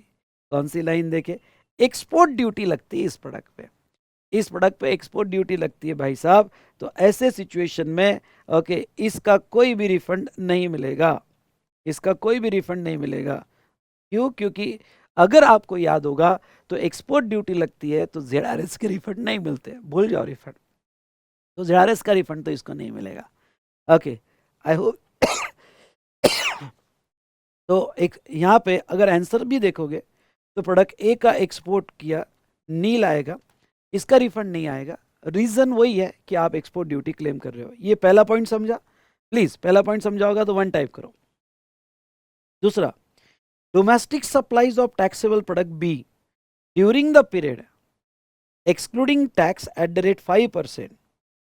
हाँ, इस बी जो प्रोडक्ट है उसका रेट 5% है। डोमेस्टिक सप्लाई किया 10 लाख का। Input use in the manufacturing of such goods are taxable at 18%। भाई साहब, ये तो इन्वर्टेड रेट में आ गया, इन्वर्टेड रेट में आ गया, क्योंकि उसमें इनपुट 18% है और आउटपुट 5% है। Not notified as a product in respect of which refund of unutilise ITC shall not be allowed. और ये जो प्रोडक्ट भी है वो ओके नोटिफाइड में नहीं आता है, मतलब वो जो 4 कैटेगरी देखी थी हमने, नोटिफाइड में नहीं आता है, मतलब इसका रिफंड मिलेगा, ये नोटिफाइड में नहीं आता है। चलो निकालेंगे रिफंड, आगे पढ़ते हैं। Supply of goods to export oriented unit EOU को सप्लाई किया, excluding tax 18%। ITC has been claim, refund has not been, refund नहीं क्लेम किया, ITC क्लेम किया, तो इसका भी नहीं मिलेगा रिफंड। हाँ, अगर आप EOU को सप्लाई करते और ITC क्लेम नहीं होता तो फिर हम 89(4)B का रिफंड क्लेम, सॉरी 89(4)A का रिफंड क्लेम करते हैं। लेकिन यहाँ पे इसका रिफंड नहीं मिलेगा क्योंकि सामने वाला ITC कंटिन्यू करना चाहता है। यहाँ पे भी कोई 89(4)A का रिफंड नहीं मिलने वाला। यानी ये इतना अच्छा प्रॉब्लम है कि 89(4) 89.5, 89.4A ईओयू को सप्लाई किया, उसकी कमेंट भी देनी है कि इसका रिफंड नहीं मिलेगा, क्यों? क्योंकि आईटीसी क्लेम किया है। Next, export of exam supplies. भाई साहब, एग्जाम सप्लाईज एक्सपोर्ट हो रहा है तो फिर तो वो ZRS का कलर लेगा। Export of exam supplies of goods, value declare in shipping bill 6 lakh, हाँ यहां मिल जाएगा। Value declare tax invoice 7 lakh, value of like goods domestically supplied by similar place, okay 5 lakh, हाँ इसका मिल जाएगा ZRS इसका मिल जाएगा। The ITC available for above tax period is as follows. On inputs including 50,000 on export of exam supplies. ठीक है, हमने input 50,000 के exam के लिए यूज किए, पर वो एक्सपोर्ट है, तो फिर अब वो एग्जाम नहीं बचे, उसके क्रेडिट पूरे मिलेंगे। क्यों एग्जाम नहीं बचे? क्योंकि एक्सपोर्ट हो रहा है तो वो ZRS हो जाएगा। अगर एक्सपोर्ट हो रहा है ZRS हो जाएगा तो उसके पूरे क्रेडिट्स मिलेंगे। Very good. कैपिटल गुड्स और input service include 18,000 outdoor catering, वो ब्लॉक क्रेडिट है। ब्लॉक क्रेडिट होगा तो वो फिर निकाल दो। ओके, ब्लॉक क्रेडिट अगर होगा तो वो सिचुएशन में ओके वो डिडक्ट करके आपको रिफंड कैलकुलेट करना पड़ेगा, वो डिडक्ट करके ओके कैलकुलेट करना पड़ेगा। चलो, तो यहाँ पे आप दोनों फॉर्मूला फिर से ओके दोनों फॉर्मूला 89.4 का 89.5 का दोनों लिखो। मैं चाहता हूं एक बार फिर से प्रैक्टिस करो, दोनों लिखो और स्टेप बाय स्टेप चल रहे। तो पहले 89.4 का लिखो, फटाफट रफ में लिखो 89.4 का, ठीक है। पॉज 89.4 का लिखो, पॉज करके लिखो। चलो, अब 89.4 का फॉर्मूला लिख लिया। यस और नो? क्या देखा हमने? Turnover of zero rated supply of goods plus turnover of zero rated supply of service नहीं है यहाँ पे, divided by total adjusted turnover minus, okay यहाँ माइनस कुछ नहीं होगा, इनटू नेट आईटीसी। तो सबसे पहले नेट आईटीसी ले लेते हैं 89.4 के लिए, 89.4 के लिए ओके यहाँ पे, क्योंकि मुझे इसका निकालना है 89.4 का, पहले का तो नहीं निकलेगा, पहले का तो नील आएगा। ओके 89.4 का इसका निकालना है, इसमें भी रिफंड नहीं है क्योंकि आईटीसी ले लिया है। ओके तीसरे में भी रिफंड नहीं है, चौथे में तो चौथा का निकाल रहा हूं मैं। ओके तो आपका नेट आईटीसी कितना आ जाएगा? तो आई प्लस आईएस, तो इनपुट का 350 ले लो। ओके इनपुट का 350 ले लो, लिया आपने इनपुट का 350, और इनपुट सर्विसेज का ओके नेट आईटीसी, और नेट आईटीसी में इनपुट सर्विसेज का आप कितना लोगे? 2 लाख नहीं, 2 लाख नहीं, 2 लाख माइनस 18,000, ये ब्लॉक क्रेडिट है। तो आपका 2 लाख माइनस 18,000, तो आपका नेट आईटीसी वो सिचुएशन में आएगा 5,32,000। यहाँ नेट आईटीसी आएगा आपका 5,32,000, ये सबका आया 5,32,000। दूसरा, turnover of zero rated supply of goods, turnover of zero rated supply of goods कितना? तो 6 लाख, 7 लाख और 1.5 times of 5 lakh, 7.5 lakh, which is lower, तो वो आ गया 6 lakh. Okay turnover of zero rated supply of goods divided by adjusted total turnover, adjusted total turnover कितना? तो आपका adjusted total turnover अगर आप यहां पे देखोगे तो एडजस्टेड टोटल टर्नओवर, चलो निकालो कितना आएगा टोटल में, फिर सभी लेना आपको, all taxable supply, all exports, आपको सभी लेना है। तो यहां पे आपको 7 प्लस 10 टोटल लेना है, 7 प्लस 10 प्लस ईओयू, 7 प्लस 10 मतलब 17 प्लस 5 कितना हुआ? 17 प्लस 5 22, और एग्जाम का उतना ही लो जितना आपने ओके विचर इज लोअर फाइनल किया, यानी 6। तो यहाँ पे 17 प्लस 22 प्लस 6 कितना आता है आपका? 28। तो ये आता है 28 लाख। निकल गया, इसका तो रिफंड निकल गया। ओके इसका तो रिफंड निकल गया। अब मैं रिफंड निकालूंगा इन्वर्टेड टैक्स स्ट्रक्चर का। चलो इन्वर्टेड टैक्स स्ट्रक्चर का फॉर्मूला लिखो, मुझे इन्वर्टेड टैक्स स्ट्रक्चर का रिफंड निकालना है। इन्वर्टेड टैक्स स्ट्रक्चर का फॉर्मूला लिखो, चलो पॉज करके लिखो। चलो इन्वर्टेड टैक्स स्ट्रक्चर का आपने नेट आईटीसी, पहले तो आपका नेट आईटीसी आएगा और उसमें सिर्फ इनपुट का लिया जाएगा। सुनना, उसमें सिर्फ इनपुट का लिया जाएगा। तो इनपुट का आपका कितना आया? 3 लाख। इनपुट का 3 लाख आया। फिर turnover of inverted tax structure यानी 10 lakh. Turnover of inverted tax structure divided by adjusted total turnover, वो तो हमने निकाल लिया 28 लाख। एडजस्टेड टोटल टर्नओवर हमने वो निकाल लिया 28 लाख। ठीक है, ये हुआ। Minus minus tax on inverted tax structure यानी 10 लाख का 5% 50,000 इनटू नेट आईटीसी यानी 3 lakh divided by net ITC divided by क्या? तो divided by I plus I S. तो आपका आई प्लस आई एस आएगा 350 प्लस 180। तो 350 प्लस 180 कितना आ रहा है आपका? 350 प्लस 180 कितना आ रहा है?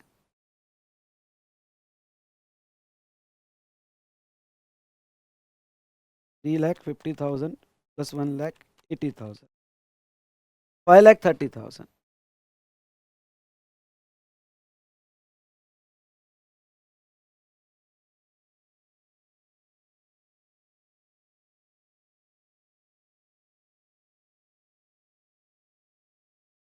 हाँ, तो ये आ रहा है 530। चलो, sorry sorry sorry sorry, net ITC 350 है यहाँ पे। 350 मेरी गलती होगी। 350 और ये भी 350। हाँ बराबर है, 350 350 आ गया। तो रिफंड निकाल लो। तो अगर मैं समरी बना लूँ ओके पूरे इसकी, तो पहले ए का तो रिफंड नहीं मिलेगा, बी का ये यहाँ फॉर्मूला से रिफंड निकाल लो, ये फॉर्मूला से बी का निकाल लो, वो 92,105 आएगा। ईयू का नहीं मिलेगा, आपने ईयू को दिया तो भी आप सामने वाले ने आईटीसी लिया हुआ है, इसलिए ईयू का आपको नहीं मिलेगा। उसके बाद में एग्जाम सप्लाई जो एक्सपोर्ट किया उसका 114 जो हमने निकाला, डन। तो इस तरह से आपका रिफंड और उसके बैकवर्ड कैलकुलेशन और उसका एक्सप्लेनेशन ओके यहाँ पे मैंने दिया है। तो भाई साहब ये भी क्वेश्चन अगर एग्जाम में पूछा गया तो लिख के देखो, जो भी क्वेश्चंस मैंने सॉल्व करवाए सारे इंपॉर्टेंट क्वेश्चंस है, एग्जाम में पूछे जा सकते हैं और एग्जाम में आया तो मार्क्स मत छोड़ना। ओके, और ये 532 आता है, सॉरी ये 532 ने, ये 532 आता है आई प्लस आई एस का 532 आता है यहाँ पे, ये करेक्शन कर लेना 532। ठीक है, डन। चलिए,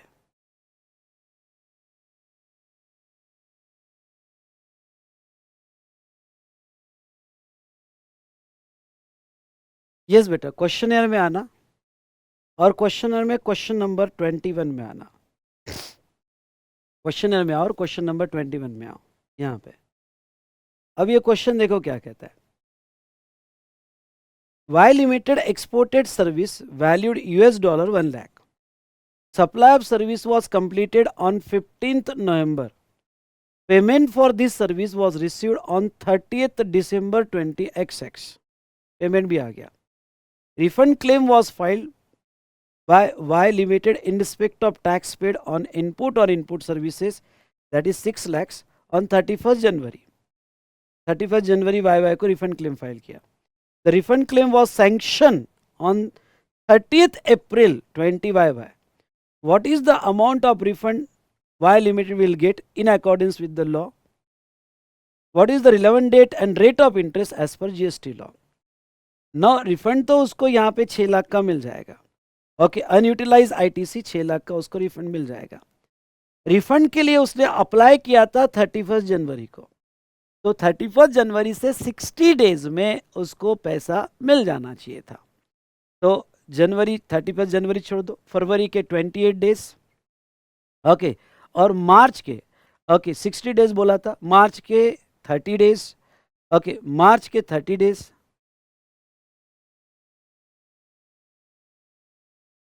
एक मिनट,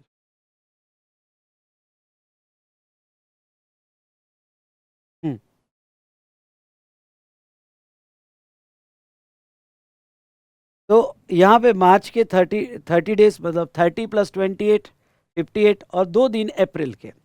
ओके, तो 2 अप्रैल को उसके 60 डेज खत्म होते हैं। तो यहाँ पे नो डाउट 6 लाख का रिफंड मिलेगा। और उसने पैसा permitted where permitted by RBI, पैसा भी लेके आ गया। पैसा भी 1 साल के अंदर लेके आ गया, क्योंकि कन्वर्टिबल फॉरेन एक्सचेंज में वो पैसा 1 साल के अंदर आना चाहिए। 30 दिसंबर को लेके आ गया। अब अगर 60 डेज में नहीं आता तो इंटरेस्ट लगेगा। Okay, not refunded with in 60 days तो इंटरेस्ट लगेगा 6% पर एनम से। तो यहाँ पे ओके, यहाँ उन्होंने पूछा था what is the relevant date and interest, तो इंटरेस्ट 6% पर एनम से उसको ओके पे करना पड़ेगा, गवर्नमेंट को पे करना पड़ेगा अगर 60 डेज में उसने पे नहीं किया तो। चलो, ये क्वेश्चन हमने देखा। अब नेक्स्ट इसमें आ जाओ।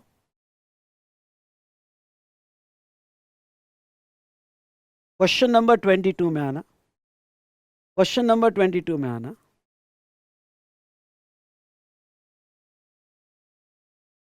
ये भी क्वेश्चन अच्छा क्वेश्चन है, एग्जाम में पूछा गया है। Okay, DV traders obtain a permission for provisional assessment and supplied 3 consignment। अच्छा अच्छा अच्छा, नहीं नहीं नहीं,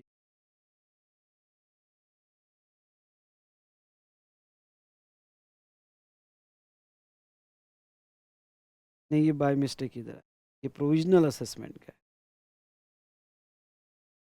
है। ओके, ये बाय मिस्टेक इधर आया है, ये नहीं लेना है। ये प्रोविजनल असेसमेंट कंसेप्ट बाद में पढ़ा होगा, बाद में इसको कवर करो, ये अभी नहीं लेना है। चलो, अब आ जाओ बेटा आप क्वेश्चनर पे। आपका सवाल होगा कि सर ये चैप्टर जो थ्योरेटिकल है, एग्जाम में इसके ऊपर क्वेश्चन कैसे आते हैं। आप आ जाओ क्वेश्चनर पे। 26 क्वेश्चन है, कुछ क्वेश्चंस मैं लूंगा, बाकी आप आज के आज पढ़ोगे, आज के आज पढ़ोगे। अगर ये चैप्टर में अच्छा स्कोर करना है, अच्छे मार्क्स लेने, बहुत इजी चैप्टर है। मैंने स्टडी मटेरियल के, एग्जामिनेशन, आरटीपी के और अदर सारे क्वेश्चंस ले लिए हैं। तो चलिए यहाँ पे देखते हैं, कुछ इंपॉर्टेंट रिलेवेंट क्वेश्चन मैं आपके साथ डिस्कस करूंगा। चलो बेटा आ जाओ क्वेश्चन नंबर 2 पे।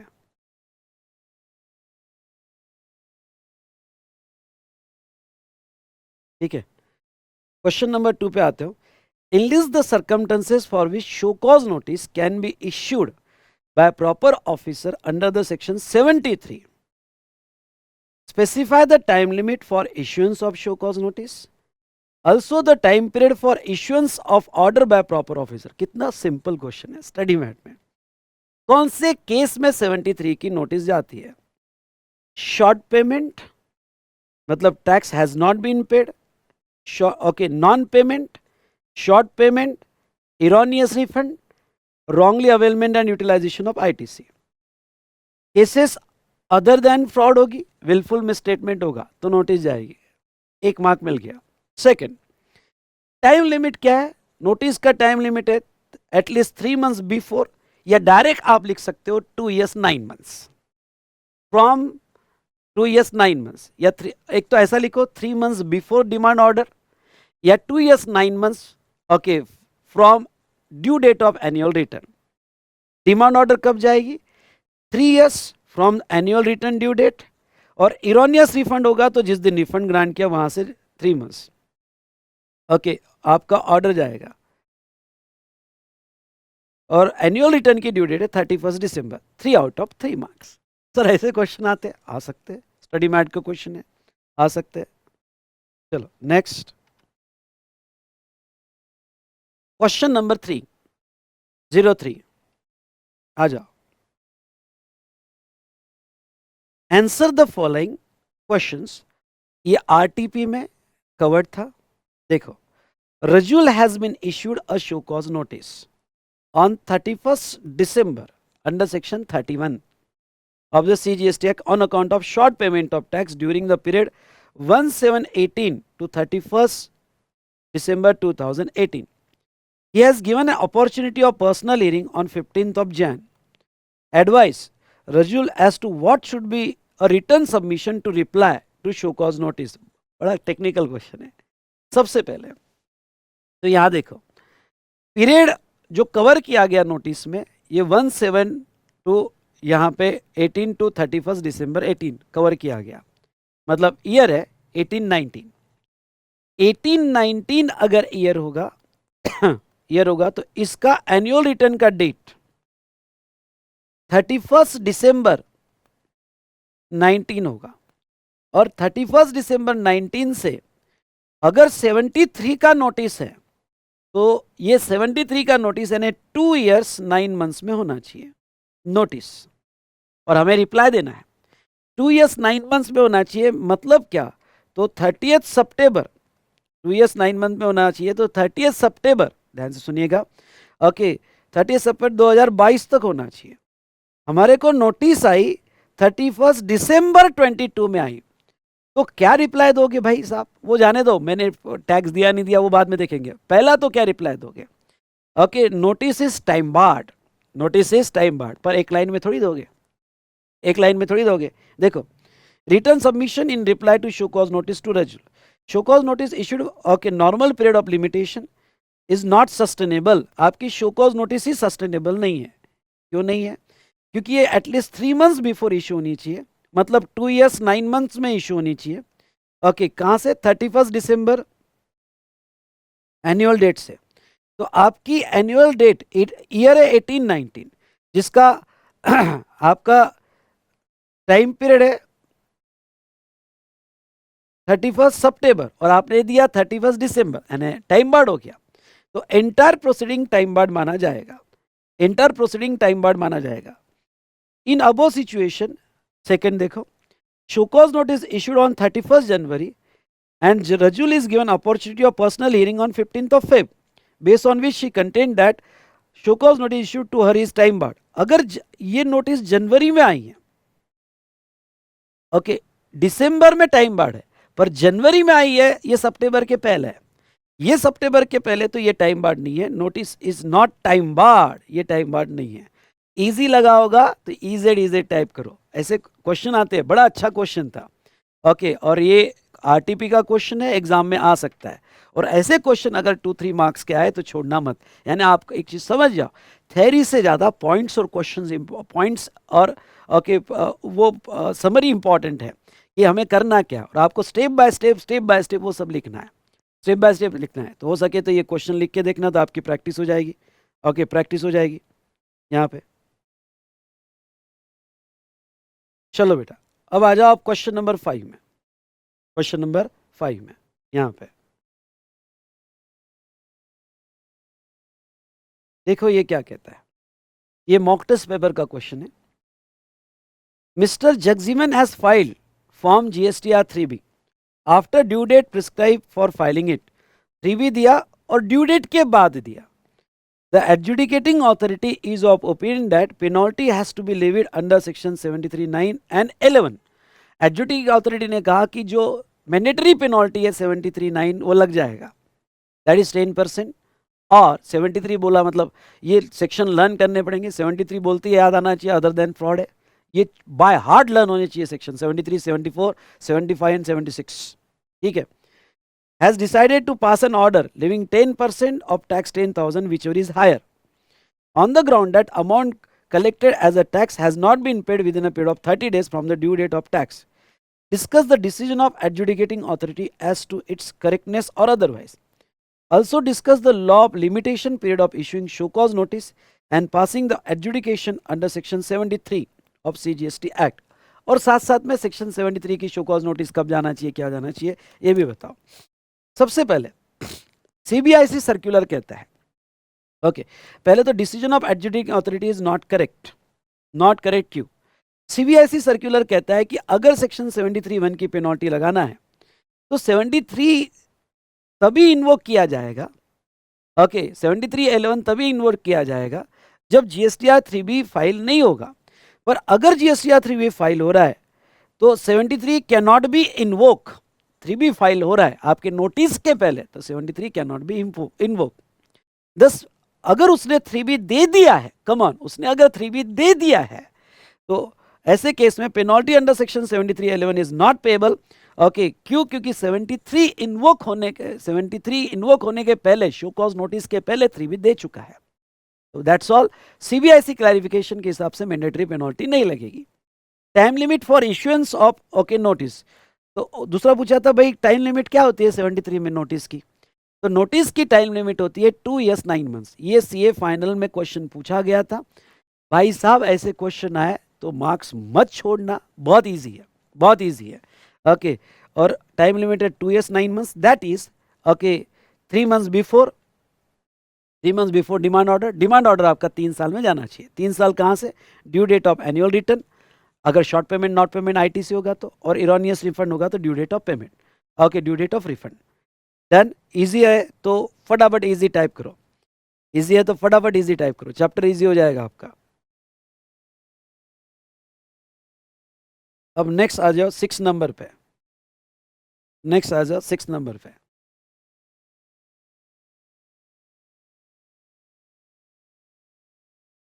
ये एग्जाम में भी पूछा है ये मटेरियल में भी है और ये मॉक टेस्ट पेपर में भी पूछा गया।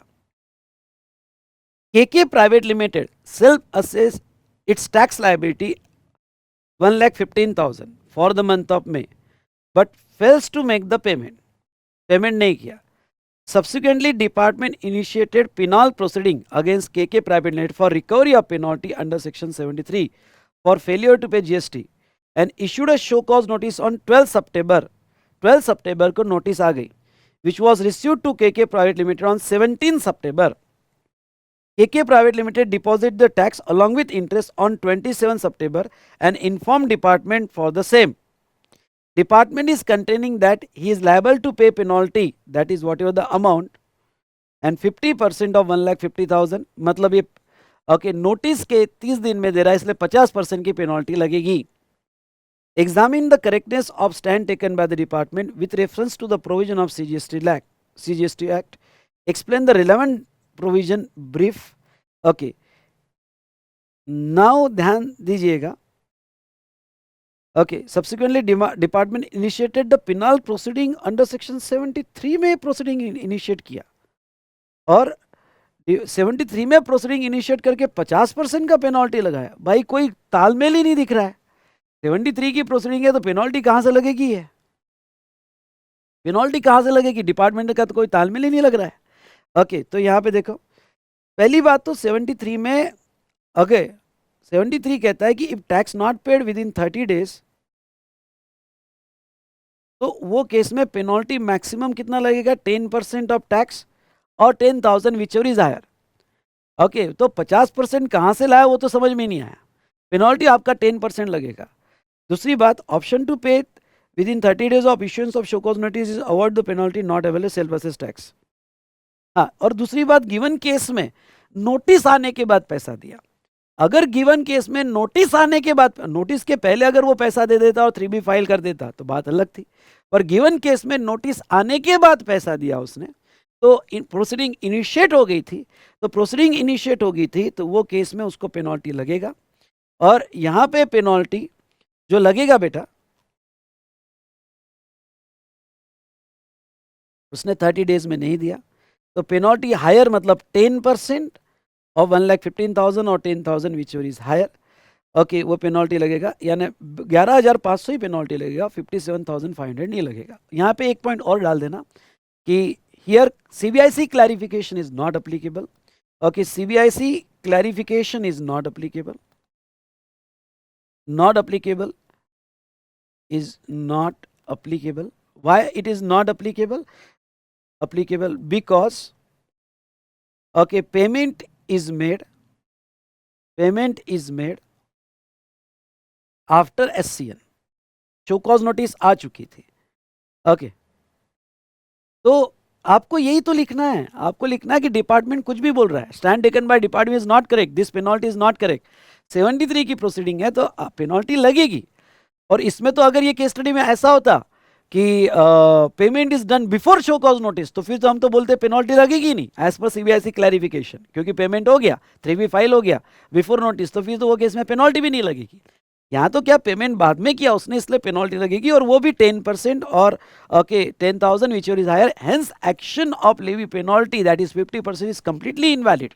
उतना तो लगेगा ही नहीं। ये समझ में आया क्या क्वेश्चन आपको, ये क्वेश्चन समझ में आया क्या, बोलिए please.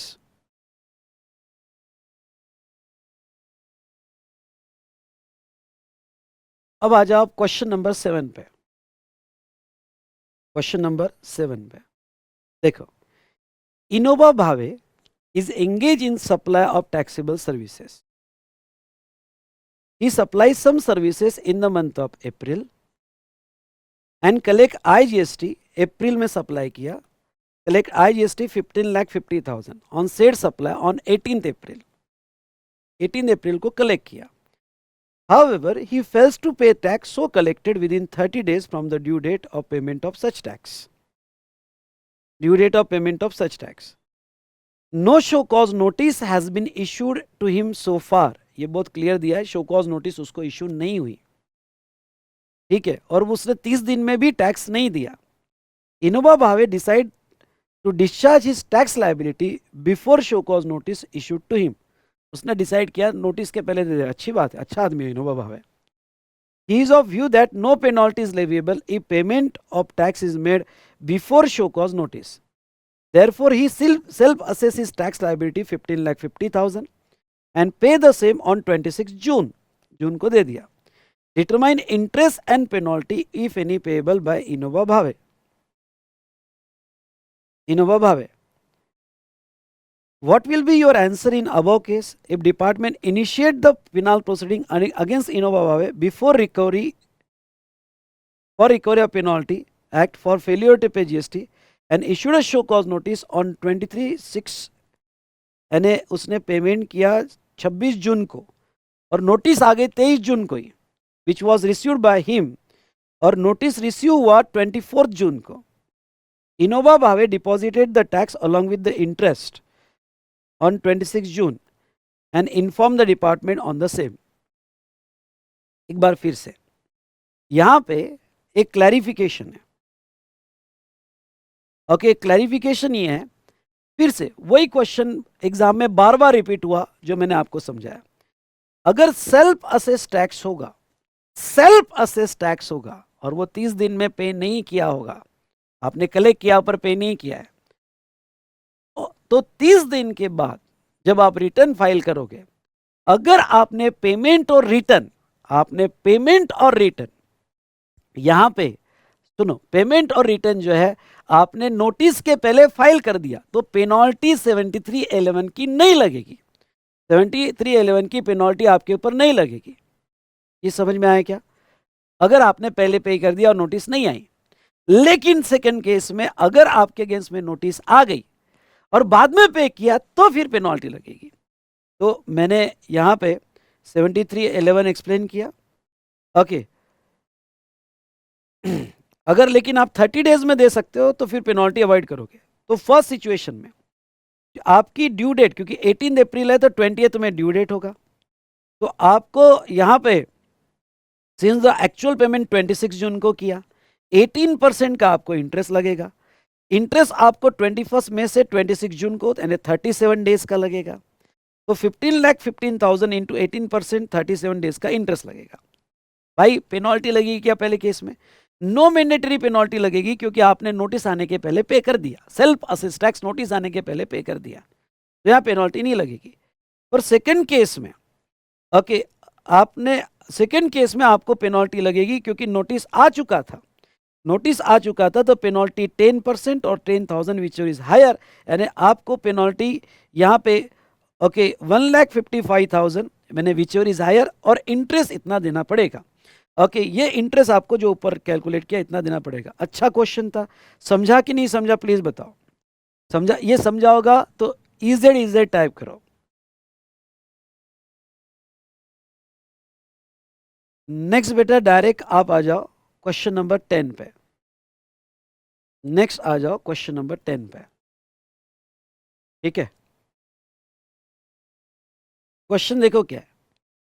Discuss briefly the procedure for issue of adjudication order under section 74(9) and 11 at the time of limit of passing adjudication order under 74. मतलब वही आपको एक्सप्लेन करना है. 70 देख, अब यहाँ पे ये क्वेश्चन तो डायरेक्ट यार सेक्शन पे पूछा गया, कुछ सेक्शन तो आपको याद रखने पड़ेंगे. ओके, तो लॉ ये कहता है यहाँ पे If show cause notice or statement issued to a person chargeable with tax, he may furnish the representation to the proper officer in his defense. If he is of opinion that he is not liable to pay whole or any amount. 74(9) में कहा गया proper officer after considering the representation if any made by person chargeable to tax pass an order determining the amount of tax, interest etc. 74(11) में कहा गया कि आपने order आने के बाद भी अगर 30 दिन में दे दिया तो 74(11) 73(11) नहीं, 74(11) में कहा कि ऑर्डर आने के बाद आपको अगर 30 दिन में आप पे कर देते हो तो 50% पेनल्टी लगेगी। और 74(10) में कहा गया आपको order within 5 years okay from the date of annual return या within 5 years from the erroneous refund देना पड़ेगा। ठीक है, ऐसा क्वेश्चन मुझे नहीं लगता आप डायरेक्ट पूछेंगे, पर पूछेंगे तो मैंने ओके क्वेश्चनर में यहाँ पे कवर किया है। चलिए डायरेक्ट सेक्शन पे क्वेश्चन था। अब आ जाओ आप क्वेश्चन नंबर 11 पे। क्वेश्चन नंबर 11 पे ध्यान से देखना है क्वेश्चन, एग्जाम में पूछा गया है, ध्यान से ये क्वेश्चन देखिएगा। Discuss the amount of tax and penalty to be paid if any in the following independent cases. नीचे दी गई केसेस इंडिपेंडेंट है। Where the show cause notice are issued under section 74 की शो कॉज नोटिस है। और ख्याल रहे table के नीचे की लाइन पढ़ता हूं। In all cases assessee want to pay the amount on 20th September 20 ZZ। Okay 20th September 20 ZZ ये फाइनल में पूछा गया था। ठीक है, अब देखो date on which credit was taken wrongly 31 जनवरी 20XX को ओके हमने यहाँ पे क्रेडिट रॉन्गली लिया। Amount of ITC taken wrongly ITC 200 लिया, केस सेक्शन 74 में लगाया। Adjudication order pass on 26, order pass होगी 26 जुलाई को 20 ZZ demanding the entire amount of credit with interest and imposing the amount of credit as a penalty. आपको क्या निकाल के देना है, आपको डिस्कस करना है टैक्स और पेनल्टी कितनी लगेगी 74 में, टैक्स और पेनल्टी कितनी लगेगी 74 में। अब देखो ऑर्डर अगर आपका 26 जुलाई को आ चुका था, अगर आप ऑर्डर के 30 दिन में दे देते तो आपको 50% ही पेनल्टी लगती है। पर आपने नीचे पेमेंट, यानी सारे केसेस में पेमेंट की एक ही डेट है सितंबर 20 सितंबर, आपने ऑर्डर के 30 दिन में नहीं दिया और सेक्शन 74 का केस आपके अगेंस्ट में लगा हुआ है और ऑर्डर के 30 दिन में नहीं दिया तो आपको यहाँ पे जो भी आपने 200 का ओके ये टैक्स और पेनल्टी आपको 100% लगेगी, क्योंकि पेमेंट आफ्टर 30 डेज है, इसलिए आपको ITC रॉन्गली अवेल 200 देना पड़ेगा और पेनल्टी भी 100% 200 lakhs देनी पड़ेगी। पेनल्टी यहाँ पे 100% लगेगी। अच्छा क्वेश्चन था, लिख के देखना, अच्छा क्वेश्चन था। सेकंड इंडिपेंडेंट केसेस है। 30 जून को हमने रॉन्गली क्रेडिट लिया, 250 lakhs का अवेल और यूटिलाइज किया। एडजुडिकेशन ऑर्डर 26 अगस्त को आ चुका था, डिमांडिंग एंटायर अमाउंट, ऑर्डर आ चुकी थी। ठीक है, ऑर्डर आ चुकी थी अगस्त 26 अगस्त को ऑर्डर आई थी और हमने पेमेंट कर दिया 20 सितंबर को, मतलब 30 डेज में पेमेंट कर दिया आपने। अगर हमने 30 डेज में पेमेंट कर दिया तो यहाँ 50% पेनल्टी का 50% पेनल्टी यानी 250 lakhs तो टैक्स देना पड़ेगा और 50% पेनल्टी यानी 125 lakhs में मेरा काम बहुत अच्छे से हो सकता है। ओके ये तो 50% ही लगेगा। इतना सिंपल क्वेश्चन था, पर जो अच्छे से पढ़ के गया, प्रॉब्लम करके गया, उसके लिए इजी है। 30 अक्टूबर को यहाँ पे मैंने रॉन्गली अवेल किया 120 lakhs का। शो कॉज नोटिस आई 5 सितंबर को और जस्ट शो कॉज नोटिस आई 74 की और नोटिस के 30 डेज में मैंने पे कर दिया है। अगर नोटिस के 30 डेज में पे कर देता हूं तो 25%। ओके देखो 25% ही पेनल्टी लगेगी। नोटिस के 30 डेज में मैं पे कर देता हूं और उसके बाद में लास्ट 30 जनवरी को यहाँ पे ओके रॉन्गली अवेल्ड हुआ 50 लाख का। Statement of managing director has been recorded on 6 June. मेरे अगेंस्ट में नोटिस नहीं आई, ना ऑर्डर आया, सिर्फ स्टेटमेंट रिकॉर्ड हुआ। wherein he has admitted non receipt of input. सिर्फ स्टेटमेंट रिकॉर्ड हुआ ना, अभी तक नोटिस आया ना डिमांड ऑर्डर आया, और मैंने खुद वॉलंटरी पे कर दिया 20 सितंबर को. ओके, अज्यूम करो कि मैंने पहले ही पे कर दिया बिना नोटिस और डिमांड ऑर्डर का. तो ऐसे केस में इन्होंने दो अल्टरनेटिव दिए. पहला, if assume that payment has been made within 30 days of issue of show cause notice, क्योंकि नोटिस के बारे में कुछ नहीं बोला है उन्होंने. ओके, तो उन्होंने ये अज्यूम किया कि अगर नोटिस के 30 डेज में होगा तो पेनल्टी यहाँ पे 25%. या अज्यूम दैट कि नोटिस नहीं आई है, और नोटिस नहीं आई है ये अज्यूम करते हो तो 15%, फिर 15% वॉलंटरी पेमेंट के इसमें पेनल्टी आपको लगेगी. ये समझ में आया क्या आपको? ओके, आपको 15% का ही पेनल्टी लगेगा. डन. चलिए,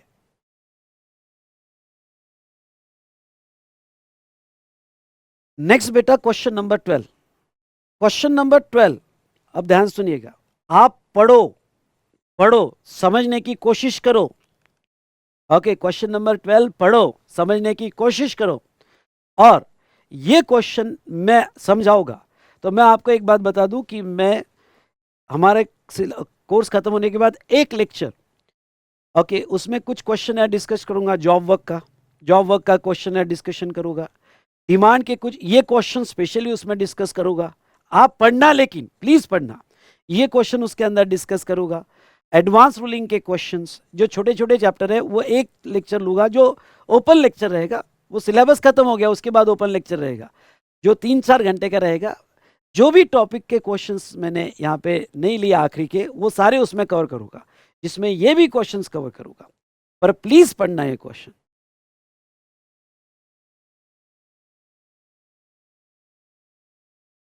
ओके, प्लीज पढ़ना. ओके, क्वेश्चन नंबर 12 प्लीज पढ़ के रखना.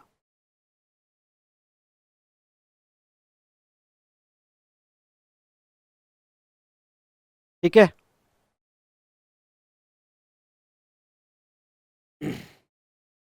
क्वेश्चन नंबर 15 पे आओ. अब ये क्वेश्चन सीए फाइनल जुलाई में पूछा गया था. Discuss the validity of following independent cases under the provision of CGST act. CGST officer has issued a notice under 74(1) against which appeal was preferred by assessee. Notice 74(1) में आई जिसके against में appeal prefer हुआ. Appellate authority concluded that notice issued under 74(1) was not sustainable for reason that charges of fraud has not been established. Now officer wishes to determine tax payable by treating the said notice as if it was issued under section 73(1). Is this action of officer is valid? Yes, correct. अगर court ने कह दिया कि 74 का notice sustainable नहीं है तो officer को 75 ये कहता है कि ऑफिसर को डिफॉल्ट पावर मिल जाता है कि वो एक्शन 73 में ले सकता है और वो एक्शन सही है. Also answer the following in relation to above situation. What will be the time period of redetermination of tax, interest and penalty payable under 73(1). Okay, तो वो टाइम पीरियड होगा 2 years and 9 months. यानी जो tax due है उस financial year के annual return के date से 2 years 9 months में, ओके, अगर नोटिस की डेट आती होगी तो वो हमारे हाथ में आएगा, अदरवाइज वो हमारे हाथ में नहीं आएगा. How amount payable by notice deeming notice has been issued under 73(1) shall be recomputed redetermined by proper officer. ये जो लास्ट वाला सर्क्यूलर मैंने पढ़ाया वो सर्क्यूलर पढ़ना, ओके, जो ये चैप्टर के एंड में लिया और इसका आंसर देना as per the provision of 73(2) और 73(2) और 73(10). ओके, तो मैं आपको ये कह दूं कि अगर कोई एक टैक्स ड्यू होगा तो जो टैक्स ड्यू का एनुअल रिटर्न का डेट होगा वहां से 2 years 9 month में नोटिस की डेट होगी तो उस पर टैक्स आएगा, नहीं तो टैक्स नहीं आएगा. मल्टीपल फिनेंशियल ईयर होगा तो जो फिनेंशियल ईयर के एनुअल रिटर्न की डेट से 2 years 9 month में नोटिस होगी उस पर टैक्स आएगा, नहीं तो टैक्स नहीं आएगा. ओके, उसके बाद में 2, CGST officer issue an adjudication order which did not specify the amount of interest on the tax short paid by registered person. So assessee contend that interest cannot be demanded as the said. Okay, अब देखो 2 क्या कहता है. 2 ये कहता है कि order में इंटरेस्ट लगाना भूल गए तो क्या अब इंटरेस्ट नहीं लगेगा? नहीं, इंटरेस्ट मैंडेटरी है. ऑर्डर में लगाना भूल गए तो भी इंटरेस्ट देना पड़ेगा, इंटरेस्ट मैंडेटरी है. Next, CGST officer issue adjudication order which specify the payment of interest 60,000 on tax short paid 3,50,000 by registered person. But show cause notice specify the payment of interest 50,000 on the tax short paid on, okay, show cause notice में interest 50,000 है और order में interest 60,000 है, ऐसा नहीं हो सकता। Order amount cannot be more than show cause notice amount. अगर शो कॉज नोटिस में इंटरेस्ट 50,000 है तो 50,000 ही लगेगा। ऑर्डर की अमाउंट आपके इंटरेस्ट के अमाउंट से ज़्यादा नहीं हो सकती है। तो interest determine in order shall not exceed the amount valid in the notice. Okay, तो ये था, इजी क्वेश्चन था यहाँ पे। आप आ जाओ क्वेश्चन नंबर 16 पे। क्वेश्चन नंबर 16 पे देखो वो क्या कहते हैं। A show cause notice was issued demanding GST of 1,80,180 for the month of July on 1st October. However, adjudicating authority after personal hearing found that there was a typological error while mentioning the amount of GST, and he confirmed the demand of 10,80,180. Assessee seek your advice. What would be your advice if assessee comes to you after issue of order? भाई notice जो दी थी, notice में amount 1,80,180 मांगा गया था और बाद में कहा नहीं है टाइपोलॉजिकल ऑर्डर है। ओके, डिमांड ऑर्डर जो 10,80,000 का है, तो क्या डिमांड ऑर्डर नोटिस के अमाउंट से ज्यादा हो सकती है क्या? सेक्शन 75(5) कहता है कि amount of tax interest penalty demanded in the order cannot exceed the amount specified in the notice. In given case, tax demanded in the order exceeds the tax demanded in show cause notice. Hence, assessee can file against the adjudication order. मतलब assessee के पास option क्या है? assessee इसका यहाँ पे appeal file कर सकता है। Now next, corrigendum revising the amount of this on 15 November is issued. अगर corrigendum दिया होगा तो advice after issue of corrigendum, तो देखो सेक्शन 161 लगता है जो मिसलेनियस चैप्टर में आएगा। अगर नोटिस में कुछ गड़बड़ हो जाती है तो आप उसका corrigendum दे सकते हो। तो वो आपको any authority who has issued A notice में रेक्टिफाई द एरर, किसने नोटिस दी होगी तो एरर रेक्टिफाई कर सकता है, which is apparent on the face of record on his own motion within 6 months from the date of issue of notice, except where rectification is purely in the nature of correction of clerical or arithmetical error arising any accidental slip or omission. Section 161 कहता है कि अगर कोई ऐसे error हुई और which is apparent from record है, arithmetical error, clerical error होगी, एक्सीडेंटल ओमिशन हुआ होगा, तो वो 6 महीने के अंदर नोटिस उसका करेक्ट होके जा सकता है। In given cases, corrigendum has been issued to rectify typological error in the show cause notice, which error apparent to face on record. Further, being rectification is clerical, time limit is 6 months. Assessee should reply to show cause notice considering the revised amount of demand.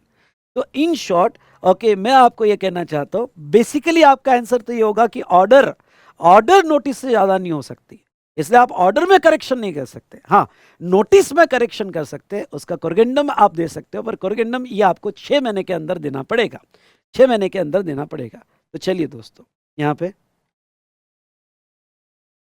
इस तरह से कुछ important questions हमने ये chapter के खत्म किए और अच्छे खासे क्वेश्चन डिस्कस किए, सारे लगभग एग्जाम के आरटीपी के मॉक टेस्ट पेपर के इंपॉर्टेंट क्वेश्चन हमने किए। एक क्वेश्चन आपको अच्छे से रीड करके आना है, ओके।